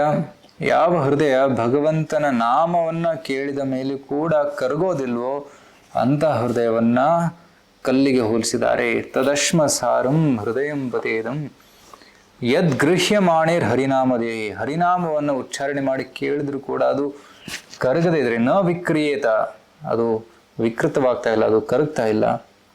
ಯದಾ ವಿಕಾರೋ ನೇತ್ರೇ ಜಲಂ ಗಾತ್ರ ರೋಹೇಶ್ವರ್ಷ, ಕಣ್ಣಲ್ಲಿ ನೀರಿಲ್ಲ, ಹೃದಯದ ವಿಕಾರವಿಲ್ಲ. ನೇತ್ರೇ ಜಲಂ ಗಾತ್ರ ರುಹೇಶು, ಅದರ ಕೂದಲು ಎದ್ದು ನಿಲ್ತಾ ಇಲ್ಲ, ಅದು ರೋಮಾಂಚವಾಗ್ತಾ ಇಲ್ಲ. ಸೊ ಈ ಒಂದು ಗುಣಗಳು ಲಕ್ಷಣಗಳು ಕಾಣದೇ ಇದ್ರೆ ಅಂತ ಹೃದಯ ಕಲ್ಲಿನ ಹೃದಯ ಅಂತ ಇಲ್ಲಿ ಹೇಳ್ತಾ ಇದ್ದಾರೆ. ಆ್ಯಕ್ಚುಲಿ ಯಾರು ಶುದ್ಧ ನಾಮವನ್ನು ತಗೊಂತಾರೋ, ಪ್ರೇಮಪೂರ್ವಕ ನಾಮ ತಗೊಂತಾರೋ, ಅವರು ಕಣ್ಣಲ್ಲಿ ನೀರು ಮತ್ತು ಹೃದಯ ಕರಗುತ್ತೆ ಮತ್ತು ರೋಮಾಂಚವಾಗುತ್ತೆ. ಇದು ನಿಜವಾದ ಹರಿನಾಮದ ಒಂದು ಲಕ್ಷಣಗಳು. ಸೊ ಆದರೆ ನಾವು ಅಪರಾಧಯುಕ್ತ ನಾಮವನ್ನು ತಗೊಂತೀವಿ, ಹಲವಾರು ಅಪರಾಧಗಳನ್ನು ಮಾಡ್ತೀವಿ, ಆದ ಕಾರಣ ನಮ್ಮ ಹೃದಯ ಕರಗ್ತಾ ಇಲ್ಲ.